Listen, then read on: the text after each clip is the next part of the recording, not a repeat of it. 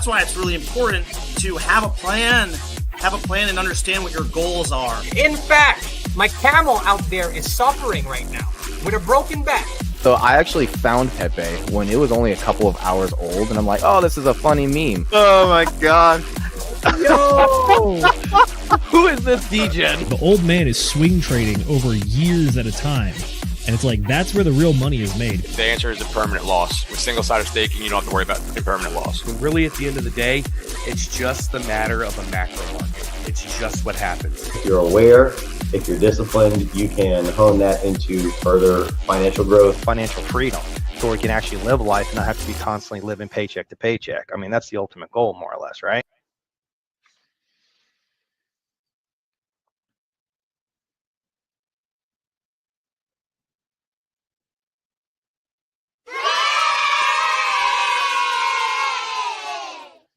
Ladies and gentlemen, boys and girls, crypto degenerates, ducks and squirrels, welcome to this here episode number 48 of the Degen Roundtables. Oh, wait, no. That would be 40. Shit, this would be 48. This is 40. No, 40, 47, 48. I don't know. Episode number 40 something. Episode really high up there because we do a lot of book club and we do a lot of reading. So welcome everybody to this episode. Long way into the past, future, present, all those high numbers and things. My name is Will Stevenson. I'm going to be your host for tonight for the Degen Roundtable. The book that we are covering is The Curse of the High IQ by Clarey. This is a book that basically talks about a lot of the struggles that highly intelligent people go through in life. Not that I would know anything about that. I'm just a little peanut brain diamond hand. I got this little moniker down here. My IQ is I think 27. I went and got it tested the other day, and I was like, oh snap! I'm like a couple points higher than like some lentils and pea soup over here. So this is pretty cool. It's pretty fun and awesome. But the book is great. I love it.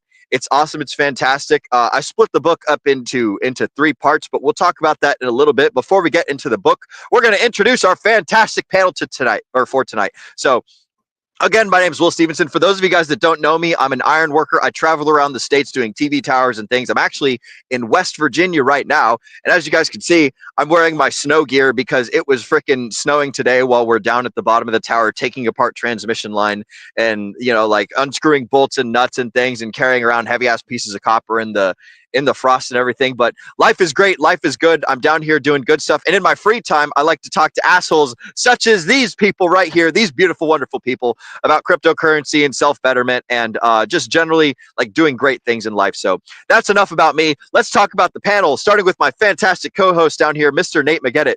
Bro, for the folks that don't know who you are, this is Nate McGettit. He is the ascending man of the Degen Roundtable. We like to call him the guy who goes around to all the little communities and goes in and checks on the pulse, what's going on with the folks over in all the different places, all the different communities within the Pulse Chain ecosystem, within other cryptocurrencies. He goes and talks to all sorts of people and basically just kind of like dabbles and checks up on people all over the place. So he's something of a networker, Mr. Extraordinary. Not only that, he has a channel of his own called The Ascending Man over on YouTube, where he talks about his process of getting better in life, and he goes and interviews cool people and does all sorts of great things. Y'all should go check it out. But Mr. Nate McGettit, that's who he is. And then over here we've got our fantastic Mrs. Producer, Mrs. McGettit. She is the producer for the Degen Roundtable. She does all our thumbnails. She does a lot of our social. She does pretty much all of our social media stuff. So Mrs. Producer over here bringing up the chats, making sure that everything's going smoothly behind the scenes for everyone. And she also participates in book club, as you guys can see. So these are our 2 panelists for the night. You guys know who we are. Let's talk about what's new and exciting with everybody, starting with my fantastic co-host,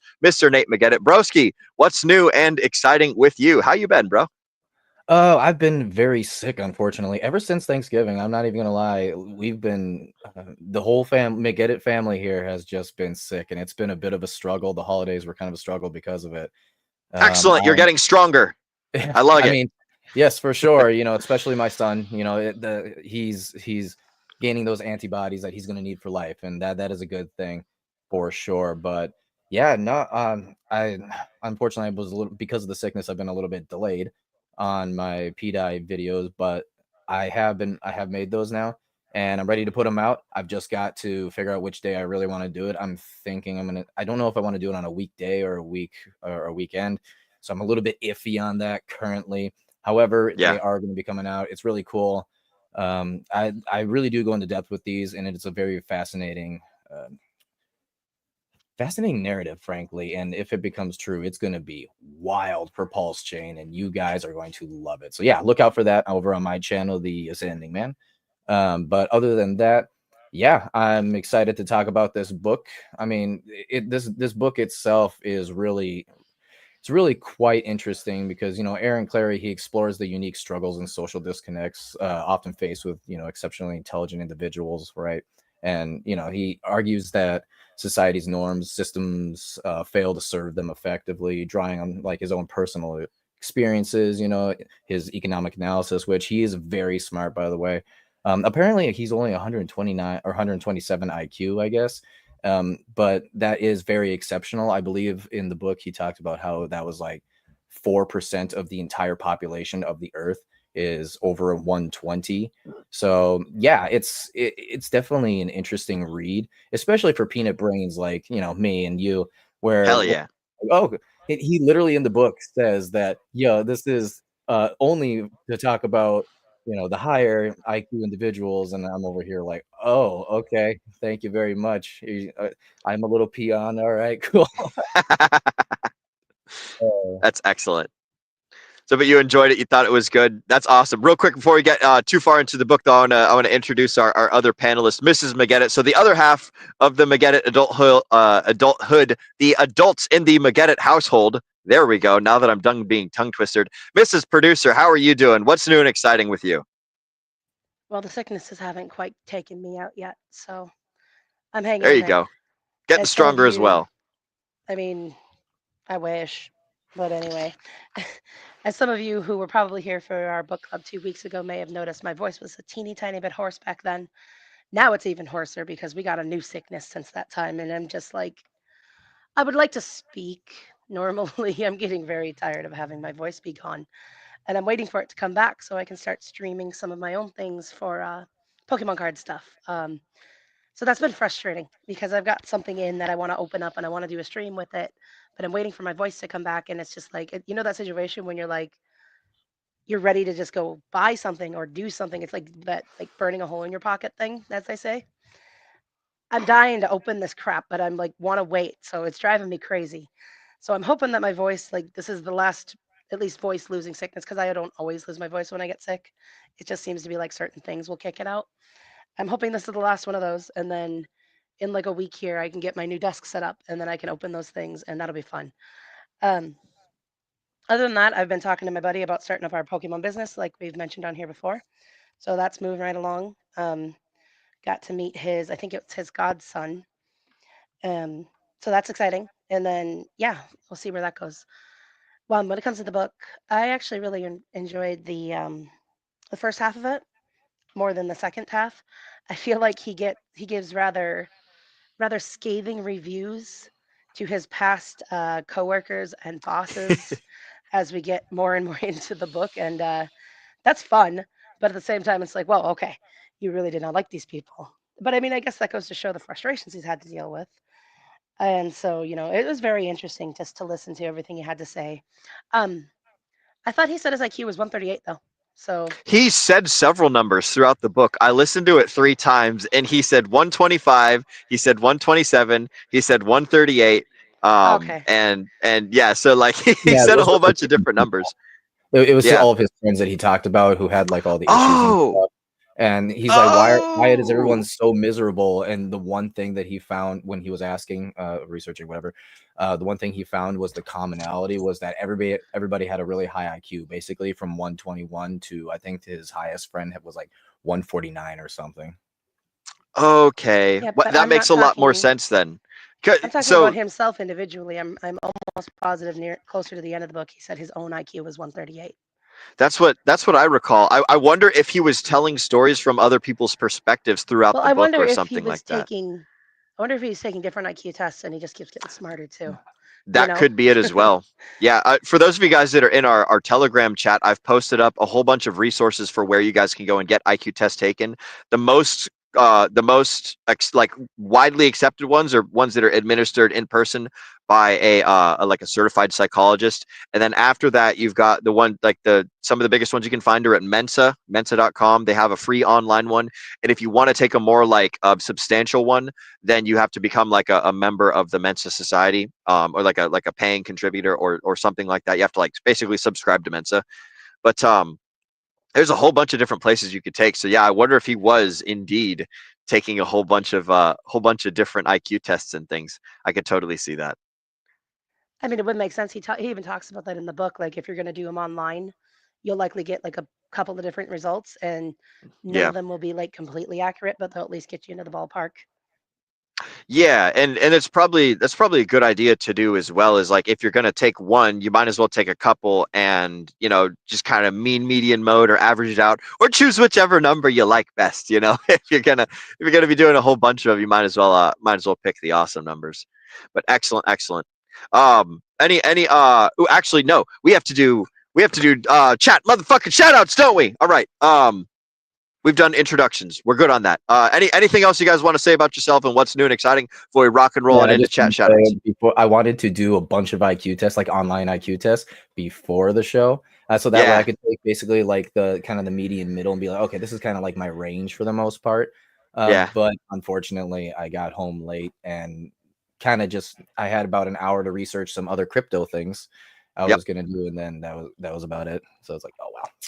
I was thinking the same thing, bro. I've been on the road all week, and so like I haven't been like stationary you could probably take them on the phone or something like that. But I was thinking about it too. So maybe after this, yeah, let's all do some IQ tests together. I guess I'll.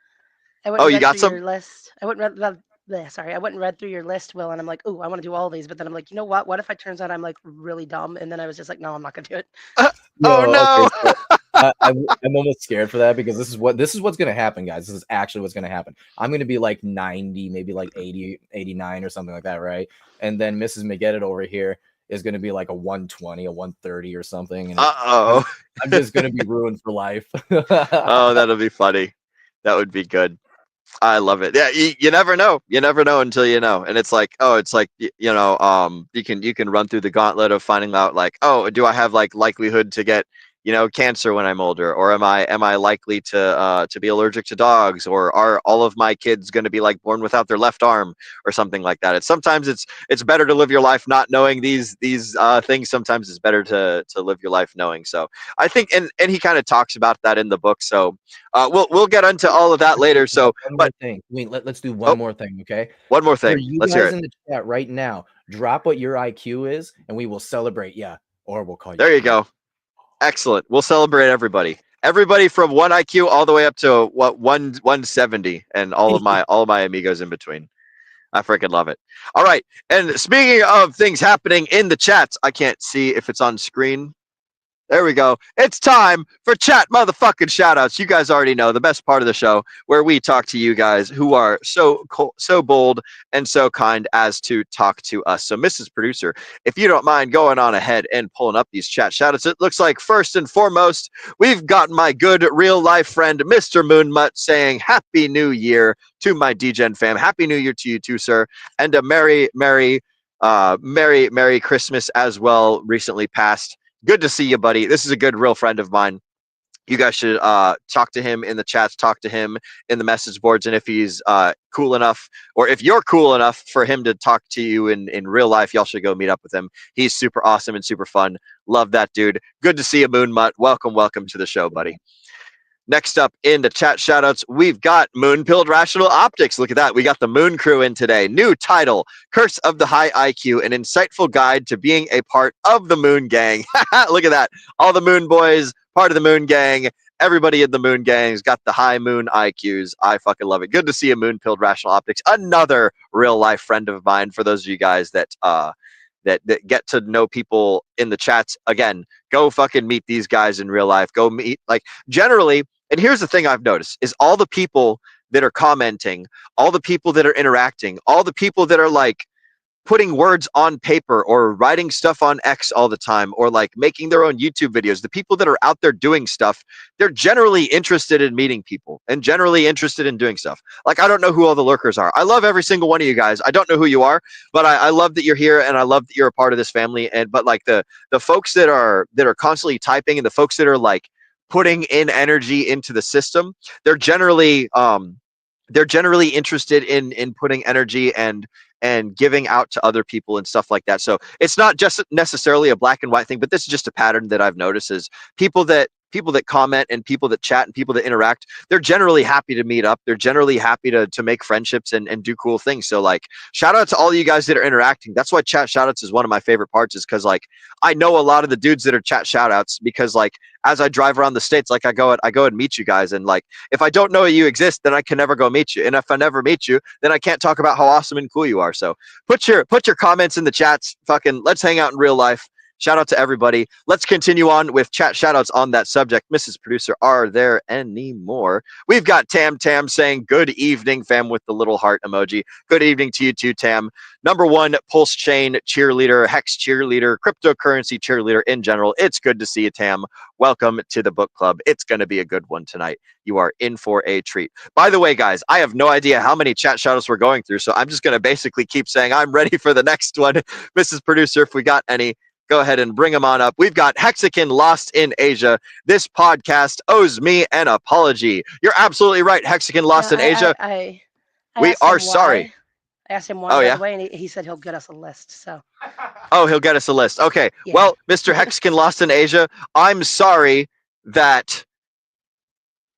And then you're gonna have to fill in the blank because I don't really know what I'm sorry for. So sorry, amigo. Not really. I love you, bro. That's what you get. Actually, no, I did write down every single reason that I'm sorry. So those are all the things that I'm sorry for, Mr. Hexakin Lost in Asia. For those of you guys that screenshotted that list, I hope you didn't, because there's lots of terrible things on that.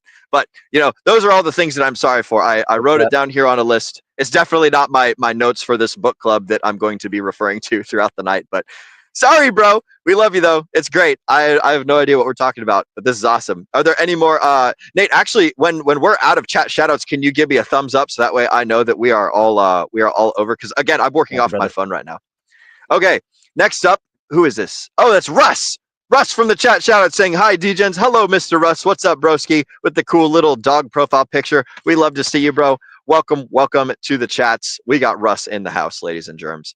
Next up for chat shoutouts, we have Russ again.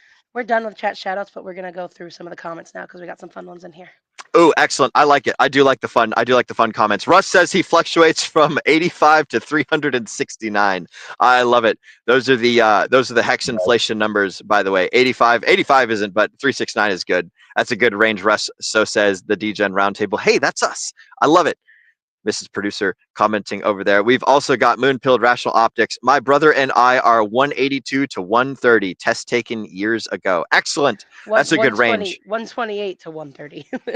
Not 182. Oh, 128?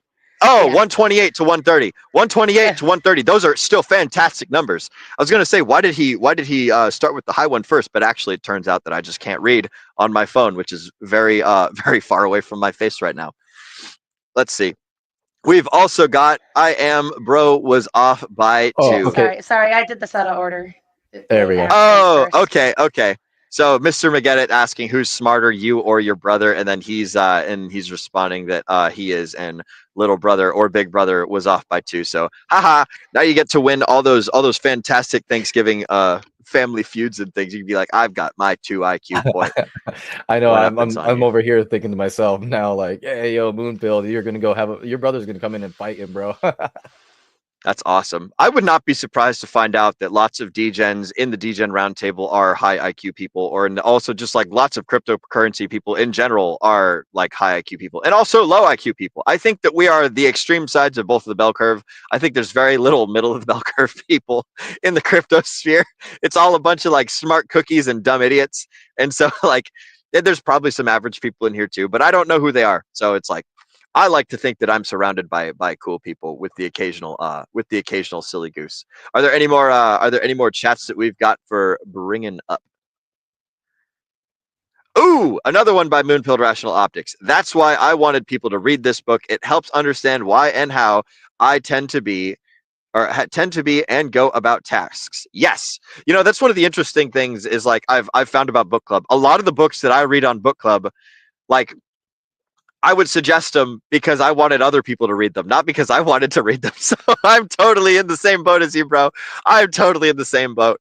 Like I spent a lot of time on Sci-Vive, wink, wink, hint, hint, nudge, nudge for, particularly. And I do really, really very much love that book. Some other things like, I'm right there with you, bro. I want other people to read and understand and be on the same page as me. And it's cool to have people on your tribe, to have people on your team and stuff. So that's freaking awesome. And I'm totally right there with you. And that is it for chat. Shout outs, ladies and germs. I just got the thumbs up from Mr. McGettit. So thank you so much for interacting with us. We fucking love every single one of you guys. And now it is time to launch into what is the book. So what I did with this book is I split it into 3 sections. And when I say I split it into 3 sections, what I actually did is I said, hey, ChatGPT, I want to split this book into 3 sections. So can you describe what are the 3 sections of the book? Now, and ChatGPT, actually, excuse me, Grok AI did a very fantastic job. I use Grok a lot more now because Twitter's awesome, or X is awesome. And basically the 3 parts of the book it's more or less like, hey, this is the world. So like the realization phase, the 2, the learning phase, and then the 3, what do you do about it phase. So it's basically just like, it's not really anything crazy. And that's kind of how Aaron Clarey goes through the book. He uses the beginning of the book to talk about like the storytelling and set the stage and like, hey, this is how I am with all my friends. All my friends are all having like, they're all feeling like terrible, horrible. And like, why is my life falling apart? And then Aaron was like, oh, wait a minute. Every single fucking one of us is really, really smart. I wonder if that's the thing causing it. And that led him to write the book and do all the research and everything and put together all the stories. So this book it's something of a working thesis, but it stands the test of time and it stands, it's a really good campfire story as far as I'm concerned. And it's in tune with reality. So I fucking like it. But anyways, the first part of the book was about like, basically like realizing the difference in life. Like, hey, like I'm more intelligent than other people, and a lot of people, the world is essentially made for the average person. The world is like people like stores are open when most people are shopping. Stores aren't open at 3 a.m. in the morning, like for the people that are night owls. Restaurants, bars, everything tends to be open during hours of normal people operation, not for like the night nurses, not for like the people that are on graveyard shift. Like most of the world operates in line with most people, and most people are in the middle of the bell curve. The average IQ is 100. So everything less than 100 and everything greater than 100, to their varying degrees, like it indicates where you are on the bell curve. So like the 100 part is right up there on the top of the bell curve, right at the peak of the hill, and most people fall within like a 10 to 15, point what's the differential? Yes, thank you, Nate. Most people fall within a 10 to 15 point differential of that 100 mark. And so like most people are anywhere between 115 all the way down to 85 IQ. That is the standard issue person, with like the most common number being 100.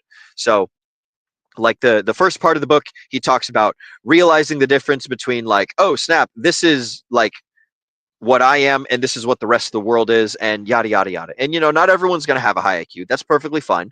Not everyone's going to have a low IQ. That's also perfectly fine. So it's all about learning about like what is reality, and this is like an understanding the world. And then phase 2 of the book, act 2 of the book, the book is like I think 8 chapters or something like that. But the second part of the book, it talks about like, what do you do about it? Like what are some things that, or excuse me, like the first part is realization, the second part is learning, the third part is like taking action. So like the realization is like, okay, now that I know the information, like what are some things that I need to learn about? What is like my action plan? What am I going to like start chugging towards? And so it talks about like some of the unique parts of going into and finding jobs as a high IQ person. He talks about how to basically like recognize your emotional quotient, or your ability, your EQ versus your IQ, like your ability to relate to and get along with other people. And that will vary to different degrees based on the level of in like generally speaking, it's really easy for people that are less than one, like what's the word for like a variance, an order of magnitude or an order of differential, whatever the thing is, like degrees of separation, something like that. It's very easy for people within 1 or 2 degrees of separation to get along and understand each other, but it's very difficult for like a very smart person, a very, very smart person, I should say, to talk to a normal person. And it's very, very difficult for a normal person to talk to an incredibly, like stupid person. And it's almost impossible for a very, very smart person to talk to a very, very stupid person. So once you start getting in degrees of separation in between like the people that you're dealing with, you have to be very deliberate in your communication and very deliberate in the way that you like interact with them in order to have like positive positive interactions and stuff. And this is something that we find a lot in the cryptocurrency world. Is you'll get what we would call like idiot savants, where it's like they're really good at like doing math and numbers and understanding about like systems and the way that things work and seeing patterns and things and just being incredibly smart and knowing how to like build and disassemble and do all that stuff, but they're not necessarily good at the people skills or the working with others or the things, because they're separated by degrees of intelligence from everyone else. So anyways, the second part of the book, the second chapter, is like, how do you deal with people?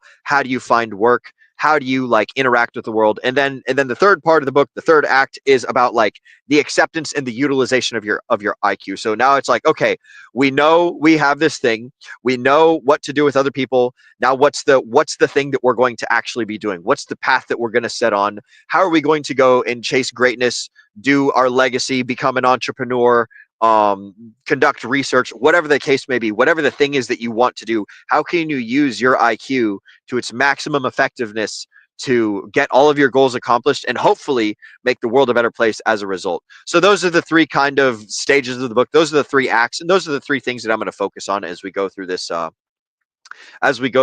here book club and things. So the first question that I have for you guys on the panel is there something in particular that stood out to you, either positively or negatively, in this book that just like it was the stickiest point, the best memory, the worst memory? Is there something in this book that you thought was worth mentioning or worth remembering, or something that you want to talk about before we start launching into the guided questions and things like that? Mr. Nate, I'll start with you. Yeah. So when he started talking about the issues of, like, say, going into corporate jobs, and Okay. number one, maybe I'll start it this way, because it kind of goes down a little bit of a trail. So number one is how the schooling system works, right? Yep. He We're going to really cover that. has an issue with the way that schooling is the old assembly line type of way of teaching kids. Hey, you need to be able to learn how to go do factory work, things like Yep. that, right? The Prussian Rockefeller model of education. Yeah. Yep, exactly.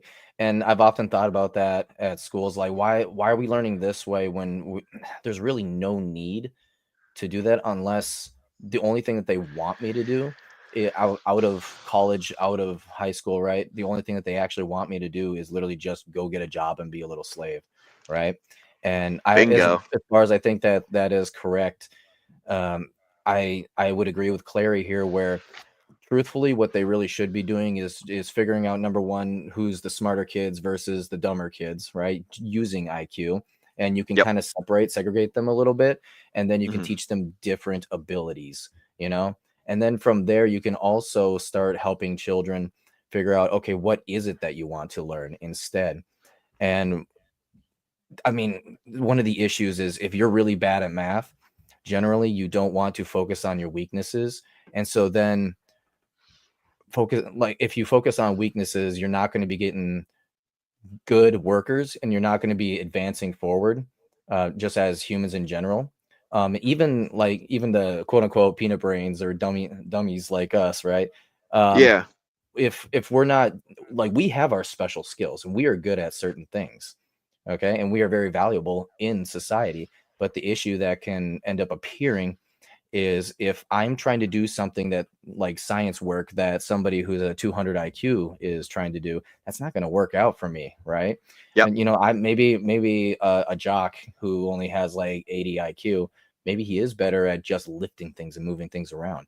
We need people like that, right? Society needs people like that. So all this to kind of wrap it up, to be like, it's kind of like a what's the word for that? Overarching way that everybody fits into the same mold, even though that's absolutely not true. And because of that, what they ended up doing with colleges is they ended up saying the old way of doing colleges back in the 20th century was go get a job, or sorry, go to college to get a degree to then get a job, right?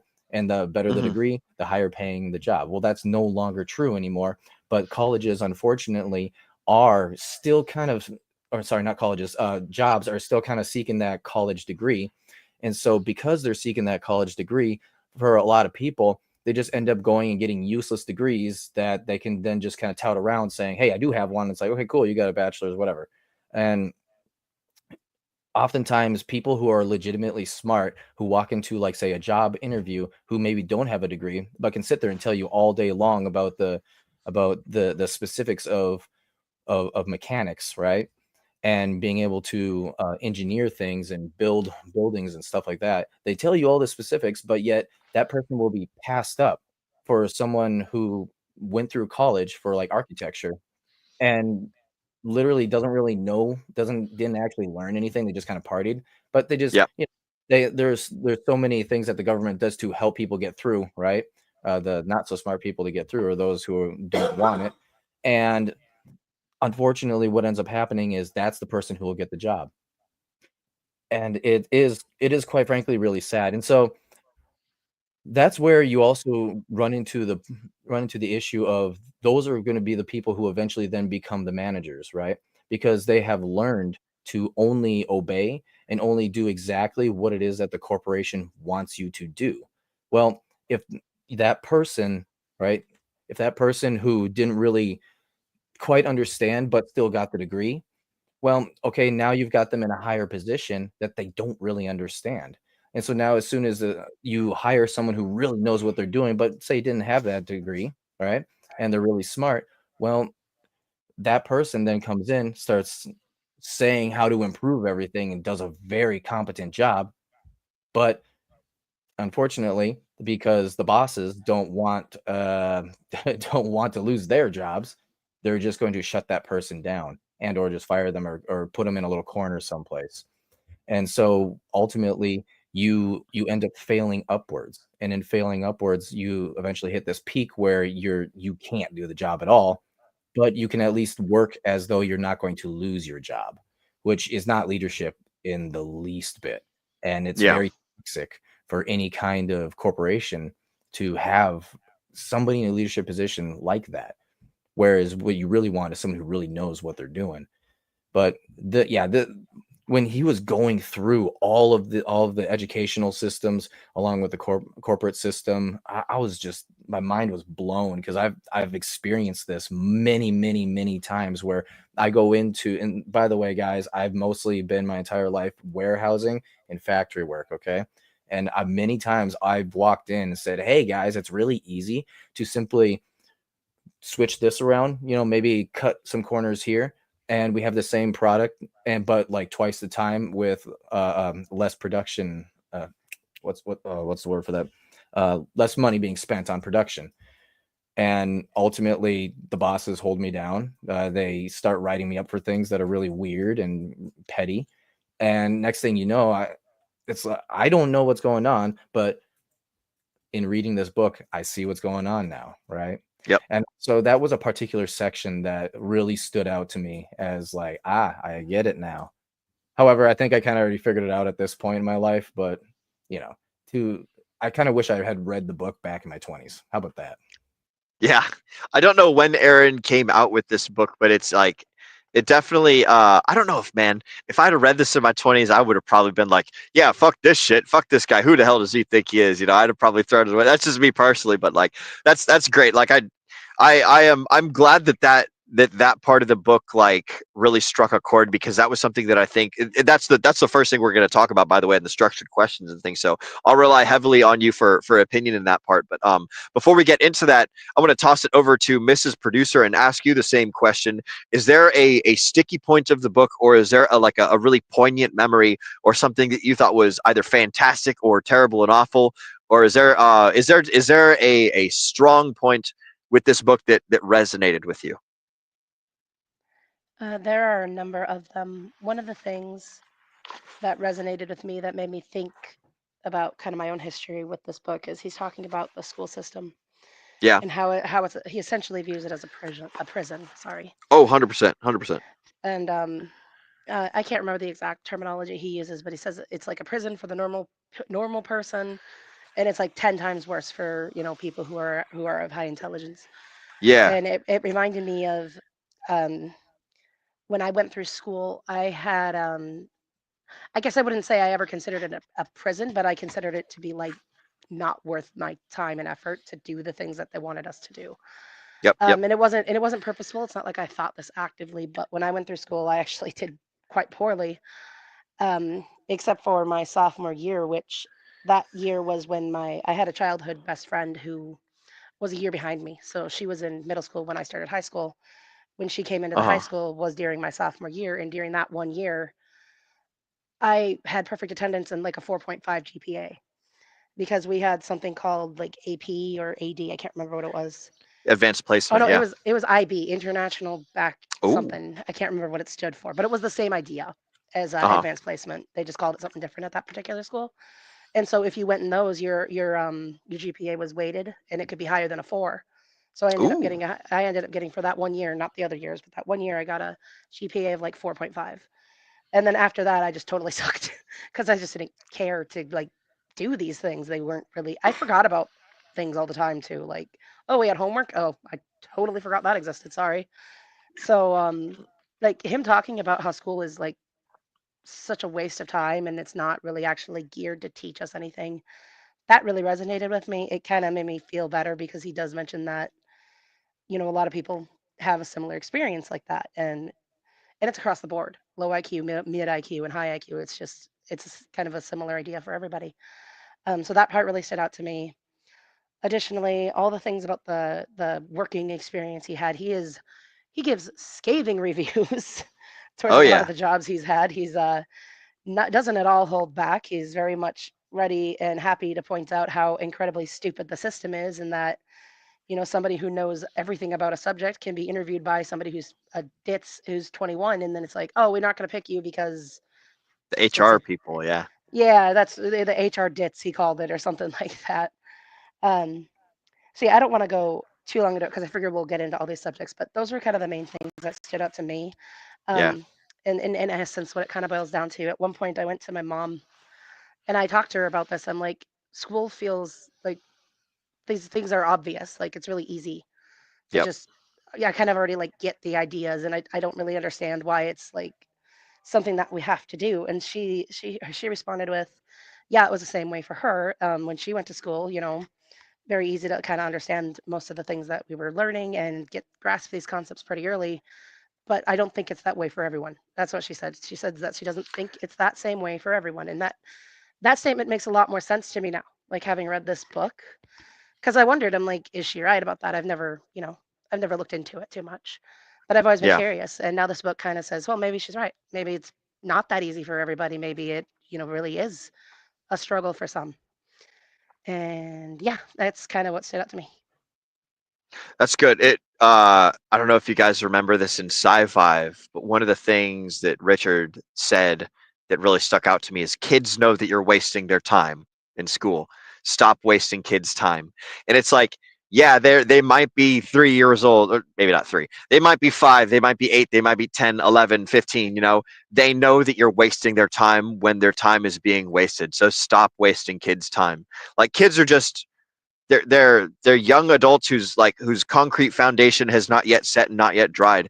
And so like if you're doing a whole bunch of stupid shit to like a concrete foundation, and you're pouring a lot of slop in there, and you're not letting it dry correctly, or you're not smoothing it out, like you're gonna get a really shitty product. So I 110% agree with you, Cass. Like I think that personally, like school was such a waste of my time. I joined the military after I got out of high school. You know, little did I know how much of a time waster that becomes. But like that was a great time. Like I love it. Like you definitely waste a lot of time in the military, but it's a different ethos and it's a different environment. So like it's much more prison and also much less prison at the same time with cooler people. So like it's people, man, just the whole time wasting thing that really strikes a chord. So we're gonna hop right into the first section of the book that's about education systems, and we've already kind of covered this, but the the stuff that Aaron Clarey basically talks about in the whole realizing a difference is that like people come when they're early on, people come to the realization that intelligence can be a curse and it can also be a blessing. And if you're blessed with the high intelligence to understand stuff quickly and work through the work super fast and like be held back by all of your kids and all the fellow kids in your class and in the Prussian system of education, the Rockefeller system of education, which is designed to crank out compliant little factory workers that don't question the boss. They don't question the sergeant when they get drafted off to war. They just do the thing that they're supposed to be told. They raise their hand and ask permission to go to the bathroom. They listen for the bell to strike, and that's like, oh, it's on break time now, and oh, the bell's going again. Time to go to the next place. You know, ding, ding, ding. Stand in a line. Be sorted by our last names. You know, it's just a very antiquated system that is not. It might have been really great for Prussia in the 1890s or whenever the hell it first started. You know, it might have been pretty useful and pretty fantastic then when the world was still going through the Industrial Revolution. But we're no longer in that phase right now. We're in a new place where, at least in the West, we have access to YouTube, we have access to Wikipedia. We can go down to the local library and learn whatever we want. We can go to what was that? There's the thing that another thing that Richard talks about, like at your local libraries, it's like the board of retirees or whatever, basically just an old bunch of people that know about stuff. They just hang out in rooms and talk about all the knowledge that they have. There's so many places for people to get educated now that like schools are just kind of an antiquated system that's basically like in my opinion, a government indoctrination and babysitting daycare center or something like that. So it's like, I'm not terribly fond of schools as a general concept. Of course, there's anomalies. There's great teachers out there. There's great education systems out there, and I give those guys all the stars and all the kudos they deserve. But like the thing that Aaron Clarey tries to talk about in this beginning chapter is that the school systems in general just fail most people. Like Cass and like Nate was saying, it's essentially his thoughts are, it's essentially a prison for young people. And like even more so for the smart people, because they realize more cognitively that they're in the prison and there's nothing that they can do about it. And not only are they in the prison, but they're in a prison where they can't be useful and they can't like do stuff, you know. So like let's talk about our times in school. You had mentioned earlier, Nate, in your schooling, the concept of the slavery. Actually, man, you guys both talked about the concept of slavery. That's amusing that like kids are like little slaves and little prisoners inside of schools. How far did you guys go all the way through high school? Did both of you graduate high school? Or like Nate, you had told us that you'd gone to college before and that you studied cinematography and things. Do you think that your experience in college was comparable to your time pre-college as far as schooling goes, or was college a little bit better? It was all worthless. So no. How about this? I'll put it this way. Okay. So college was the first place that I realized I don't do very good with books in general, which is funny because I'm in a book club, right? Hey, look at that. But hey, I'm trying to learn as much as possible, and sometimes this is something you got to do. Plus the books, I listen to the books, right? So I can understand them a little bit better than actually reading them, because I am so bad at reading. It's terrible. I'm a blue collar guy. Leave me alone, right? Look at pictures. Yeah, exactly. Here's the thing. So I did discover something though. The difference between when I went to college versus in high school. And that difference is if you put a book down in front of me, you have me read it, and then have me do tests and then remember it like a couple of years later, like 2 years later, I'm not gonna retain it. Yeah. However, and by the way, even with those tests, I'm not gonna retain it enough days to even do the tests and not get A's, right? Yeah. I'm only gonna be getting the C's. And I studied very hard to be able to get C's. It sucked. Yeah. That That kind of lends credence to your point earlier, where it's like you shouldn't focus on things that like you're bad at. You should focus on the things that you're good at. Do the stuff that works for you. Is that what you're about to launch into? Yes, that's actually where I discovered what it is I'm good at. Because then I went into college, and of course you got like book reading and stuff in there. For the most part, I just kind of like threw that out and was like, I really don't care. Instead, what I did is I went and picked up the actual cameras, because in college you actually go and do films. You actually go and take pictures. You actually go and set up productions. Okay. And that's how you learn through at least the college that I went to. I don't know if anybody's colleges would be different than that, but the one I went to is that. And I started getting straight A's, and I started becoming an ace in the class. And it was all because I was doing things. Kino learning versus versus like visual learning. Yeah. Exactly. Kinesthetic. Exactly. Yeah. And it reminded me of all the times in my life where I just picked something up and was automatically good at it, as they said. And sports is another one of those. You had to teach me the rules, and that was kind of difficult sometimes. But as far as like doing anything with the sports ball, I was really good at that automatically. I'm saying automatically because that's what I have heard in my life. Yeah. So I'm just going with it. However, why is it so difficult for me to learn what everyone else is supposedly supposed to learn in the classroom with a book in front of them?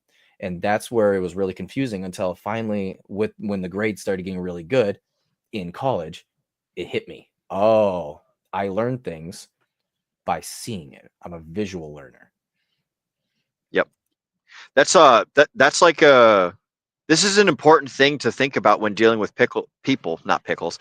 When dealing with people is like, if you want to communicate to them, you have to communicate on their terms. In this instance, the school was trying to communicate to you on school's terms up until you started like picking up the cameras, and they were talking to Nate on school terms, and it was just like fucking flying right by, and it wasn't making any sense. It's like when I go to France and I start speaking English to them instead of speaking French, it's like, yeah, they're not going to understand what I'm saying because I'm not speaking their language. But as soon as a school gives you something that's inside of your realm, that's in your zone, that how like they're finally like doing the thing in the way that I understand it, like boom, let's fucking go, like straight A's start happening. So it's just like this is one of those like great life moments where it's like good salesman, bad salesman, good communication, bad communication. Like, are they doing the thing effectively in the target's language, or are they doing it in their own language at the detriment of any sort of effective thing happening as a result? So that's freaking awesome. Cass, I want to throw it over to you here, because I don't remember you talking. Like, I don't remember if we've ever spoken about your education past or anything. But did you notice any hardships or any difficulties? You had mentioned it a little bit earlier during the synopses. But was there anything that differed or worked effectively for you in school versus things that worked ineffectively, like kind of like what Nate's talking about, like he was going through it and things weren't working until finally something like happened that was in his tongue, in his language, and started clicking. Is there anything similar for you that happened when you were in schooling? Not particularly that. One of the things that did happen for me, I guess that I would say was a little bit helpful, was I started to find out as I went through high school, towards like the last, like I would say, like last 2 years of it. Um, my peers that I had like in my direct classes, because like I said, my best friend was a big part of my schooling. Like, kind of the reason I graduated from high school was like to stay with that connection with my friend, with her mostly, and then the other friends that I made. We ended up forming a pretty good group of friends. Completely fell apart after high school, and I really still don't understand why. But anyway, the people who were in my direct grades, there were a few of them who were like super, super, super smart people. One of them was absolute like sponge when it came to learning other languages. Like, he was so amazing. As soon as he heard them, he could do it. Like, we were in Japanese class together, and Japanese was struggling because there wasn't a lot of people who took it. So they forced me to stay in it. They kept passing me even though I was terrible because I do not pick up other languages like at all, but they'd pass me because they needed the numbers to keep the classes around. Otherwise they would have been, discontinued. Um, but he was like, we were in like the second year of Japanese and they were trying to bump him up to the fourth year. Like, he was insanely good. But like, he was actually failing a bunch of classes. Like, Japanese was like his thing, and he could pick up all these other languages. He just came in with them out of nowhere. Like, he knew Korean, he'd get Spanish, like just all this crazy stuff that is normally super difficult. Yeah.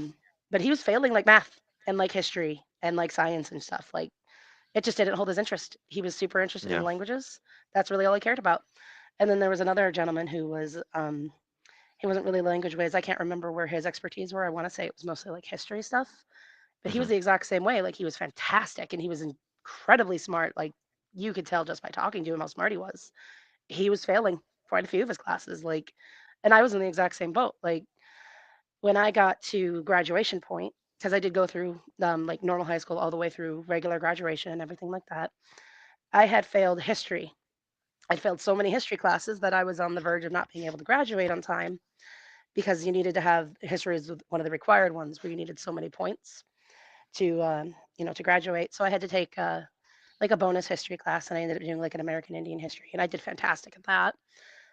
Had 130% out of the 100 that you needed to get the A's because I did the extra credit work, and I just was really very interested in that particular subject of history. So, but when it came time to graduate, we had counselors who would go around and be like, "Hey, you're not going to graduate on time because of this and this and this," and they'd wait until the end of the year to determine all these factors, and then they'd go around to people and be like, "So you either have to you have to give us proof that you fixed all these things and that you are able to graduate on time because of it, or we're going to hold you back." And it was always like a horrible time of the year. And they called me in because they're like, "Oh, you got to do this history stuff." And I'm like, "I already submitted all of this to you. I already had it all on track." And the guy, while he was talking to me, he's like, "Wow, you know everything you need. I'm not used to this. Normally when people come in here, it's like they're crying, they're panicked, they don't know what the hell to do. They have no idea like what credits they need to get things done, and like you're completely on top of it." And I was like, "Yeah, so maybe you shouldn't bother me because I already gave you everything you need, dude. Like, leave me alone." But I had to go around to all these teachers now that he's like, "Oh, you have these issues," and they were like, they had already submitted the forms too. So like everything was There's a already broken done. system, right? What'd you say? Yeah, There's a broken basically. system, right? Yeah, pretty much. Everything was already done. He was the only one who wasn't on the same page. And it's like, this is the Yep. guy who's determining whether or not we graduate. This is what we're relying on. So Yeah. it was just kind of sad because it should have all been done way beforehand. And like my history teacher, when I went to him to get him to sign off on this paperwork, and I had the same experience in geography in middle school because I don't do geography either. I'm not good at it. It's just not something that holds my interest. Sure. But Yeah. my geography teacher happened to teach me in a different class as well. She did 2 different subjects. And then my history teacher, he let me do like a makeup assignment to make up the points so that I would get what I needed to graduate on time. And both of them gave me like the same speech when I turned in that extra credit thing. And then with her, the middle school teacher, the secondary class, she's like, "Why is your grade this in this class, but you're failing in geography over here?" And then when I turned in that assignment to him, he was like, "Why don't you show this kind of effort through the normal class? Like, this, your project is fantastic." He loved it. He gave me like a 98 out of 100, whatever the points were. I don't remember. He's like, "Why didn't you do this throughout the year and just get the points normally?" It's like, well, I don't know. I didn't have a reason for it other than that's just not how it worked for me. Yeah. But anyways, so I got him to sign off on that form, and then he's like, "I'm gonna go hide. I don't want to deal with this," because people go to him crying, and like it was very dramatic, I guess, according to him. He's dealt with it year after year of people finding out that they're not graduating on time, and they need to go to him to get whatever they need from him, and he's like, "I'm not doing it." So he disappeared for the rest of the day. What It a just really, fucking bitch. Sorry. Yeah, Continue sure- with your story. Enough. I shouldn't have said that. Please I'm go. sure Please continue. I'm sure he still took care of people, but basically Yeah. he was just like, he was tired of it. He was a Yeah. great teacher. I really did love him, but Okay. yeah, it just really goes to show how much of a failing the school system is. truly not helpful. It's you can learn all this same crap just by experiencing life, and they want workers. They don't want intelligent thinkers. They want people Mhm. who are going to do what they're told. They don't want innovation. I've And got yeah, I've got two follow-up questions for each of you, and I'm not going to give you the second one until you've answered the first, but these are my questions for you guys. All right, let's say that you are a a a single teacher in a school, but you have full authority over the thing that you do that is inside your classroom and your students go in there. What are you teaching, and how are you teaching it in such a way as to solve these problems that you guys noticed and recognized when you're in school? What are you doing in your own little slice of the pie that is part of the big system? You can't control the big system. You can only control your little area. But what can you do inside that little area?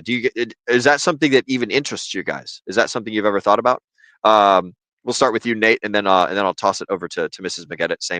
Same thing as Well, I do before. feel like we're trailing off from the book a little bit here. We are, but I like this. I like this. This thing. So like, we'll spend another 5 or 10 minutes on it, and then we'll get back to the book. But I like where we're going. I think this is good. Yeah, well, so remind me of the question again. The question is, you presuppose you have your own little world in the education system, and you have to deal with kids that are going to have high IQs.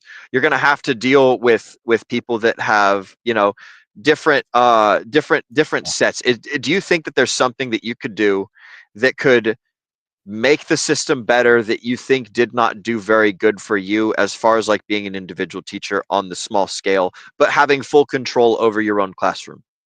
Yeah, so okay, so this is kind of a two-part answer here. Okay. The first part is I believe just flat out that what you need to do is you need to give the child freedom. I do believe you do need to separate, kids who are clearly smarter versus kids who are not. You can easily tell if a child is doing well in school because they can read a book and then or read the textbook, whatever, and automatically get a test right, versus a student who's slacking off and not really reading the book and does read the book and then doesn't remember anything from it. That right there, I believe you need to give the children freedom to be able to kind of choose what is it that they want to do, right? I'll give a quick Yeah. example of this. If you want to learn, let's go ahead and just say you want to learn how to do woodworking. Okay. Now, Yeah. for some kids, reading about how you use a hammer, reading about how you use a drill, and how there's different connectors in pieces of wood, and how you want to put them together and then let them go do it, right? Versus another kid is probably going to need a teacher. This is where you actually need a teacher, because right now just books teaching. But in this particular case, you have a teacher say, hey, you see this thing? There you go. That's how you want to do it. And just help the kid out. And I can tell you right now that there's every single individual kid, whether they're dumb or smart or whatever, is going to be engaged that way because they're actually doing and accomplishing at that point. And that's just a quick example. Part two of this answer here is, frankly, capitalism. I love it, but it really needs to get out of the education system. The educational system in a capitalist society that we have currently is all about making things as efficient as possible to copy and paste workers. And so therefore you can't have individual effort with only so many students who are, say, with a cooking class, who only so many students who can use the utensils that are in a class, right? No, instead what you need to do is you need to say, oh, well, you're also going to have to learn math. You're going to have to learn some English. So you guys go do that class, okay? And then come back for the cooking class. Okay, cooking class, your turn. And so what you have is you have a cooking class that's now using all the utensils. Meanwhile, you got your other cooking class that you didn't have enough room for off doing stuff that they don't need to do, but they're paying for it, right? And then they bring those, right? like that's egregious because that's wasting people's lives, frankly. Yep. Wasting time just so that you can be more for profit, so that we can get more students in to use the same amount of utensils that you have. So this for profit really does need to go, especially when you start looking at the cheaper the teacher, the more money you can make, because everybody has to go through the schooling system, right? Yeah. So you end up with anybody who's failed all of their university, what do you call it, the university degrees. Yeah. Anybody who's failed at that because maybe they're not good enough for it, then they just like, oh, we'll hire you, and you can go teach. I'll be the teacher. You can go regurgitate what you learned at the college. You know. Oh, that's funny. Yeah. So you would basically, so to sum it all up, you would give kids freedom and you would remove like a lot of the inefficient systems or the inefficient policies. Yeah, I definitely would, and I do want to. I want to hear how Cassie answers this, but yeah, and then I do got something to say on just like how the educational system is kind of meant for the normal average student versus high IQ individuals, and how it kind of trickles into what it is that I just got done saying, and how Okay. it can be improved via the ways that I said. Excellent. Mrs. McGettit, same question to you. If you had full control, first off, does it interest you to be a teacher? Second, if you found yourself in this position, what are some things that you think you could do to make the system better in such a way that like it fixes the problems that you experienced? Like how could you solve the problems that made your time difficult? I mean, that's an interesting question. I guess I don't think the issues that I experienced could be solved through a single classroom. Okay. Because it was mostly the incompetency or unawareness of multiple people that caused a lot of the distressing situations, I guess, that I found myself in. And Okay. the distressing situations that I witnessed from other, like I was talking about, where people are running around right at the end of the school year when it's too late to fix anything, Yeah. being told just at that point that they're not going to graduate, you know? So Okay. I don't know that I could fix that. But if I were to, I guess, run a class, I would definitely be interested in something like that. And I would probably do something similar to interpersonal communications. I took that in college and I loved it. Like learning about body language and stuff was so fascinating to me. That combined with real world skills. I would take examples from books like How to Win Friends and Influence People, and then Rich Dad Poor Dad, and a lot of the books we've talked about before, and just use those to really teach people like, hey, this is what you're going to face in the real world, and these are the skills that you are going to want to have, available to you. And I think I would probably do away with the idea of like the traditional grading system. I wouldn't like give people A's, B's, C's, that type of a thing. Yeah. I would try to make it more of like a self-driven thing, like tests or whatever would have, they'd come back with whatever scores and then sit down with those individual people and just talk about that and ask about their experience and figure out, kind of what worked for them, what didn't, and not really focus so much on making it more of like a competition between everybody, but try and figure out what worked for them and how that worked for them and do more of whatever, was best for the individual person. Um, that's kind of all I've got on that one. That also so I think that both of your guys' answers revolve around freedom. Am I hitting the ball sort of kind of in the general field? For sure. I think for me, it's not so much about freedom, more so about trying to prepare people for a real world. Okay. I mean, to me, the most important part of school should be preparing you to be an individual who can manage without having to rely heavily on systems that the government has put in place. And, without having to be a pawn for a company. One of the things that I really get upset by is people who feel like they have to work for a job. You do not have to work for a job. A job needs you. So if you are in a position where you feel like you have to keep a job because you need to pay your bills, there are other jobs out there. And so Yep. long as you're able to make your bare minimum, you can go wherever you need to go. And there are only getting to be more and more and more options to do that. We have things like Uber now and Lyft and all that other stuff. Like there's a ton of them out there. I don't even know them all. But Lyft, or not Lyft, Uber is doing delivery services now, like Yep. USPS and whatever else, all those shipping companies. Uber's starting to do Oh, that stuff. So like if you need to ship something, you can just call up an Uber and it's like $10 and you can send whatever the heck you want to send with them, which does lead to the issue of like, do you trust your Uber driver not to steal something if you send them with like a $10,000 package? yeah. But at the same time, it's becoming more and more prevalent that these things are out there, and we don't need so much to rely on the government shipping system, the USPS, because I mean, they're trash. USPS Yeah. is the worst shipping service out there. I will say Yes, they that are. forever. I hate them. So anything that could move us further away from that is great. But anyways, so yeah, for me, I guess it is a little bit about freedom, but it's more about tailoring schooling to be actually helpful for individuals and to train people for what the real world is going to throw at them once they're in it, rather than trying to shove them into a system that doesn't work, quite frankly.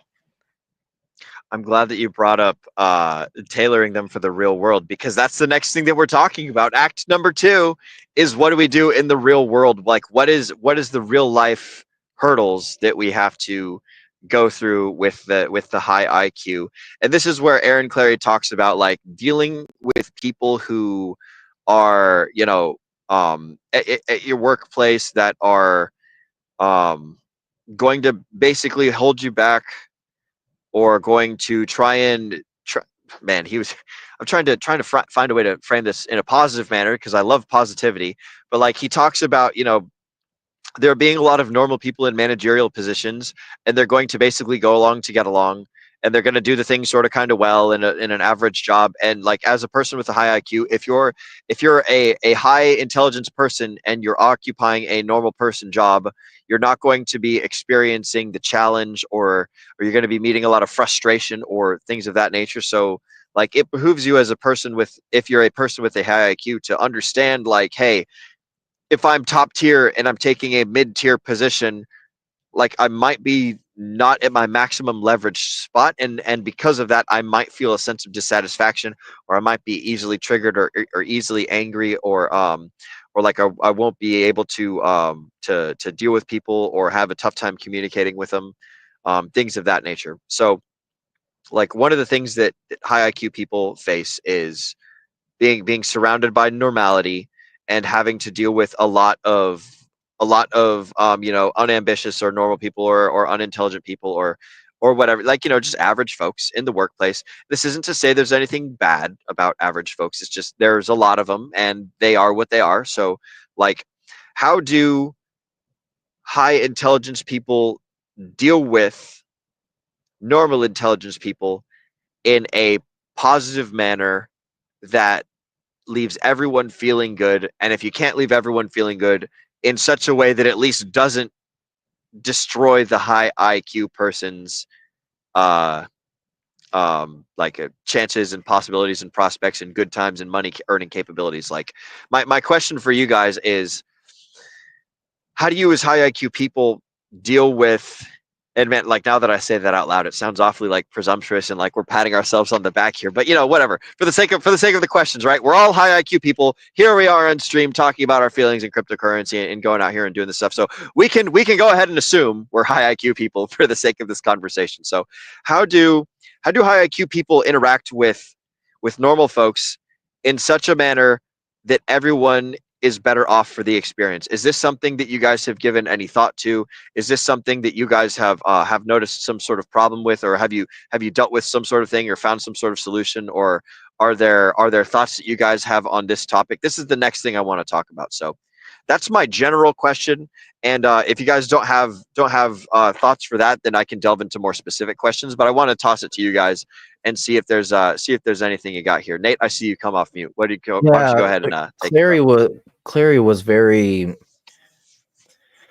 There's a lot of themes that he was talking about, which are basically, you can't really connect with people of lower IQ.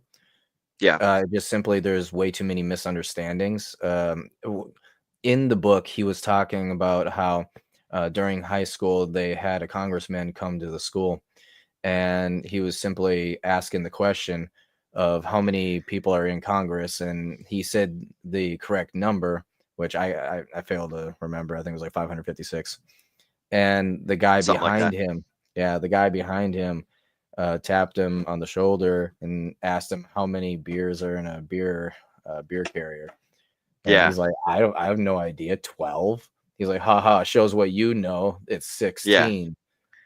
And Clarey sounded so pissed off at that guy, and still remembers it to this day, because it's the difference between high IQ and low IQ. It's like, oh, I know this crazy number that normal people are not going to know, and it's just because I know things. And then somebody stupid, so to say, lower IQ, right? According to Clarey, stupid is gonna, what do you say, bumbling idiot, is gonna come along and basically say something that doesn't make sense for the moment. Yeah. Just to try to outwit you, and then show how much they know versus you. Yeah. But there's no reason for that. And it's an interesting comparison to, I don't know if you've ever had this, but if you do say something where you show what type of knowledge you have, even if you're not exactly high IQ, but at least in a certain subject, you have knowledge about something, and you kind of in a meeting where there's a lot of people around, and many of these people maybe do not know this type of knowledge.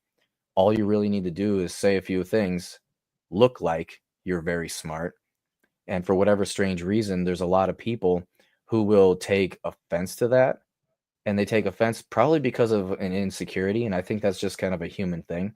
But that's the observance that he made, that people will go out of their way to be an expert in something, so that way they can kind of throw it in your face. And I think he made a sports ball reference here as well.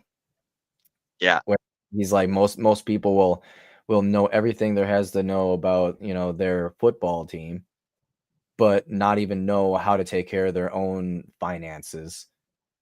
And that's just silly, because finances are one of the most important things in everybody's lives. So wouldn't you want to know more about that anyways? But of course, people, they need to feel like they know something. And so they go for one of the most dumbed down versions of something that they can feel like they know. Yeah. And then they'll throw it in your face as soon as you show how much you actually know. It's like, so that's like an example of high leverage information versus low leverage info, right? Yeah, that's fair enough. Yeah. So like, man, I forgot what my question was. Fuck. What was my question? God damn it.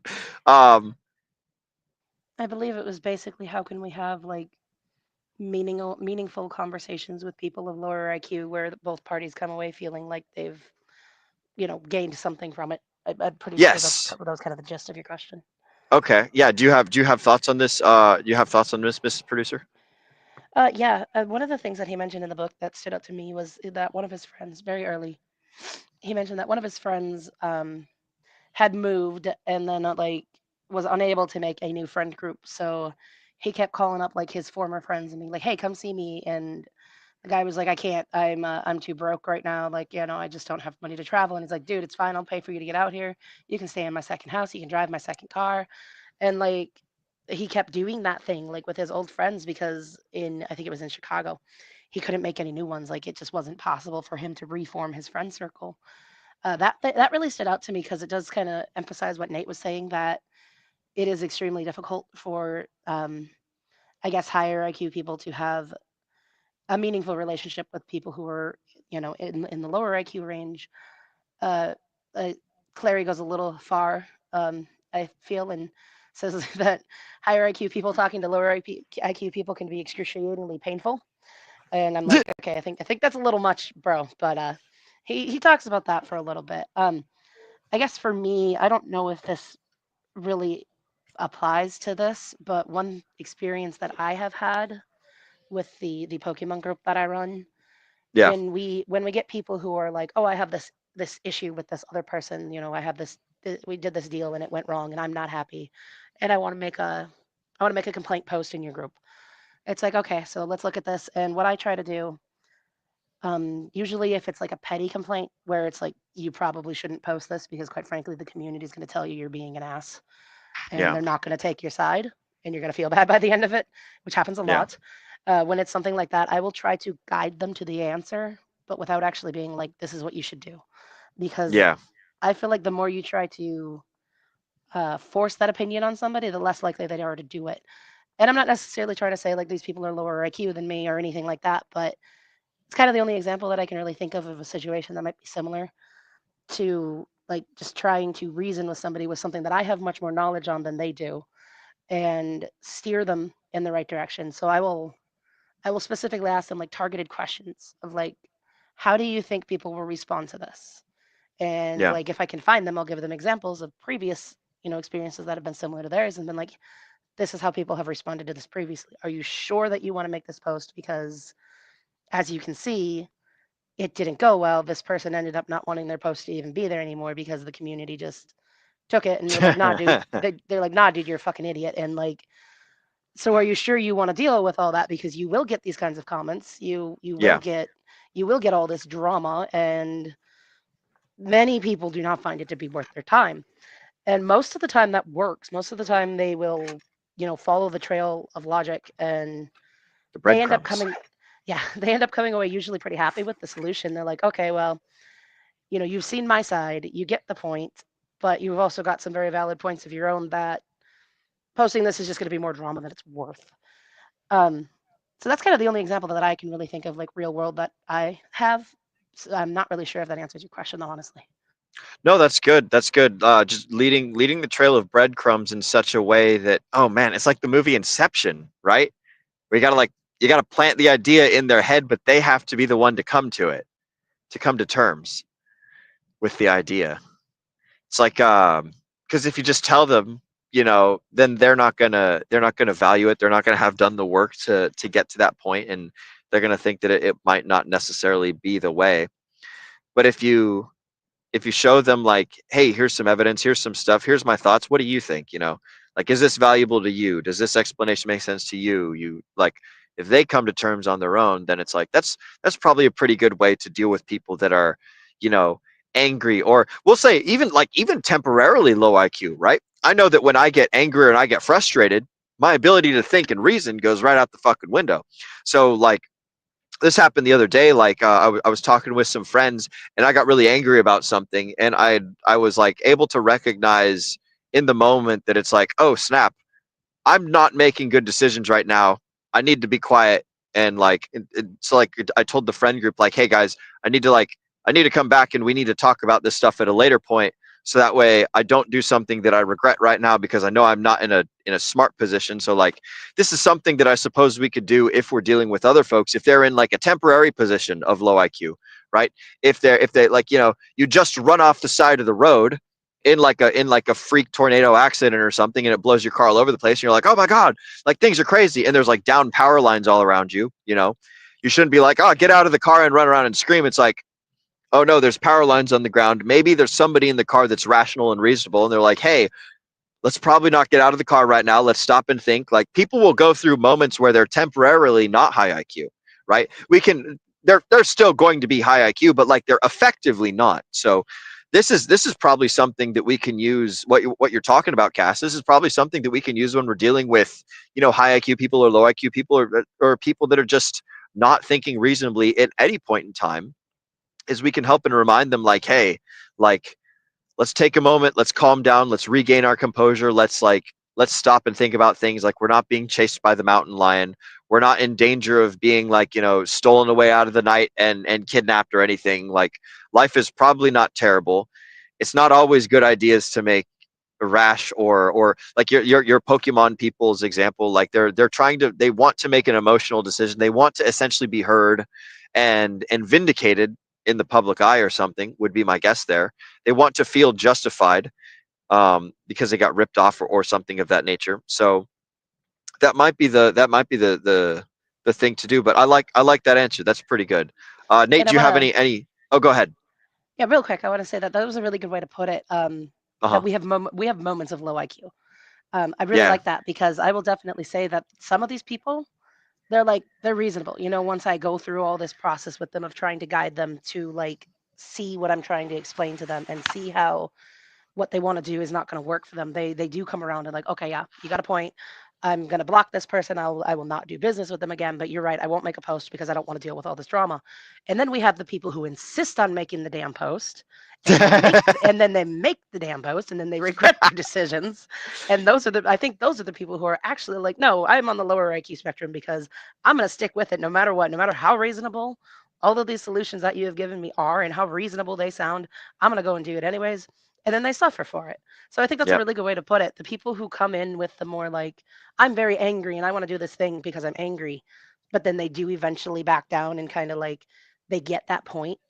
They're Yeah. probably on the more the higher IQ spectrum, but they're having a low IQ moment. So I really like that. I really like the way you said that. Thank you.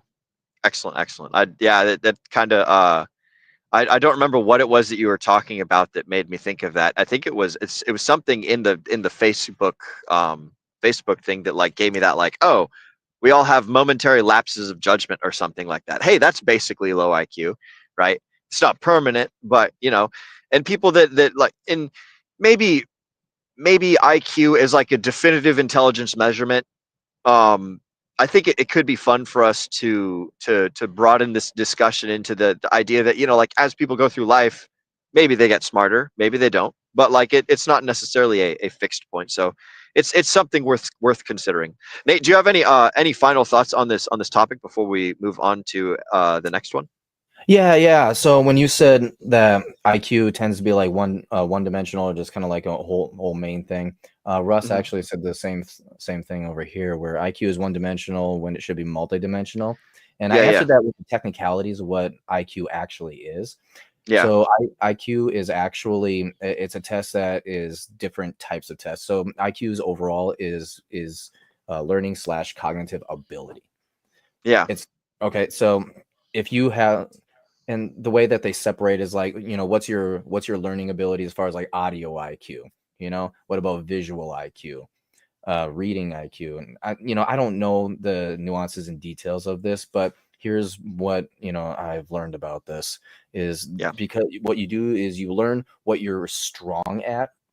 Like say in my case, my visual IQ is probably pretty damn high, since I can just Mhm. watch something and just kind of instantly learn it, Mhm. versus my reading IQ is probably pretty damn low, since I need to read sentences over and over again, probably 3 times before I truly understand it, right?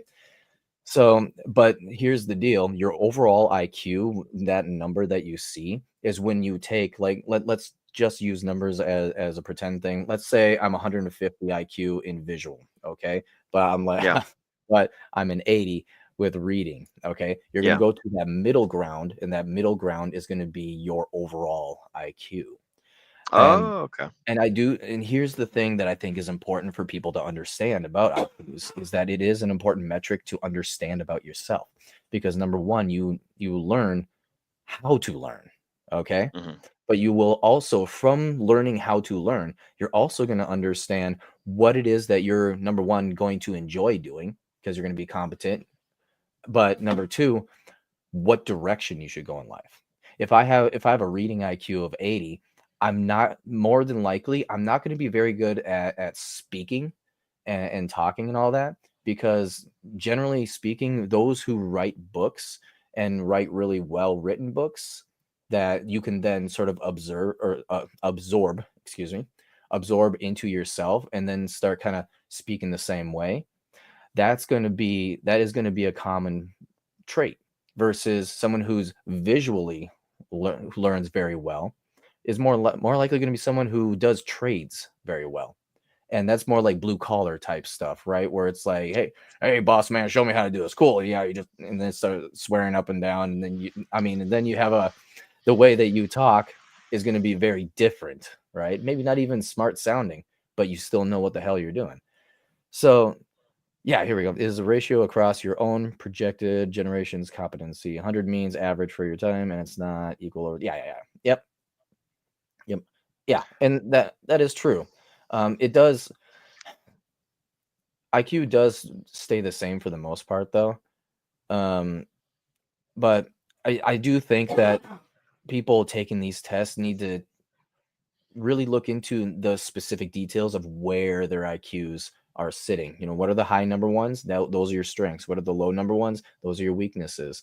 You obviously want to strengthen your weaknesses a little bit, but you don't want to focus on them. The focus needs to be those high number ones, right?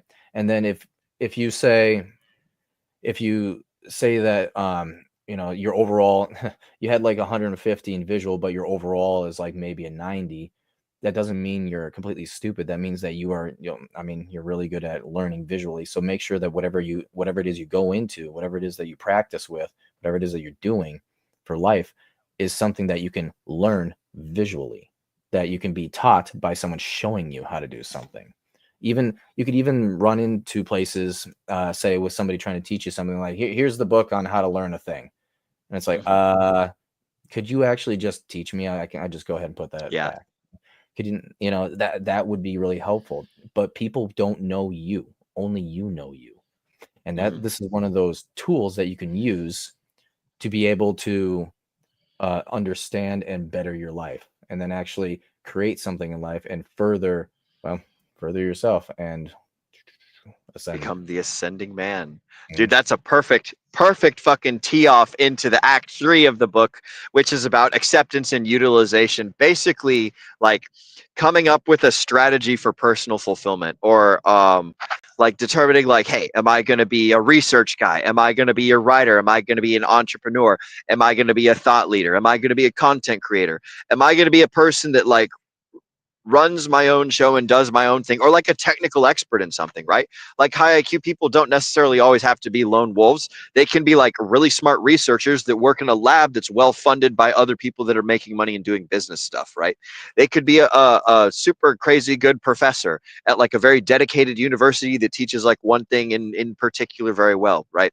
Like, what are we going to do understanding the problems of the education system, understanding the difficulties of living in the workplace, and the trials of dealing with people and stuff? What do we take all this information and how do we use it to get our goals accomplished, to strive out after careers and things? That's what Aaron talks about in the third part of the book.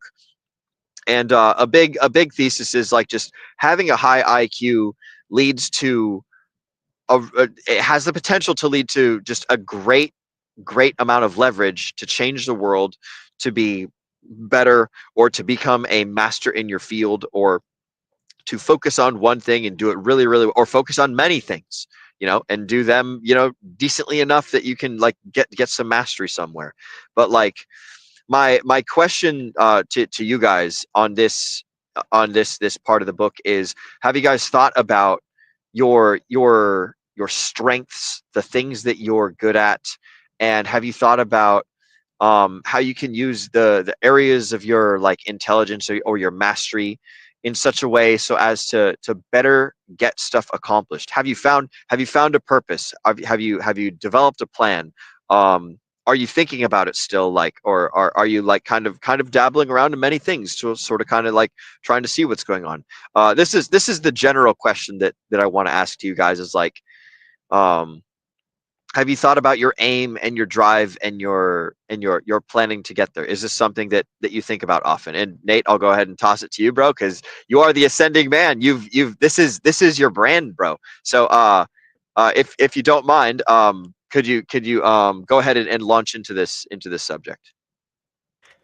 Yes. So if I'm understanding your question, it's how have I used my knowledge of my IQ to then start trying to Yes. change my So life? you can interpret it that's if that's my general question is like, what are you doing with your specialty, with your IQ level, or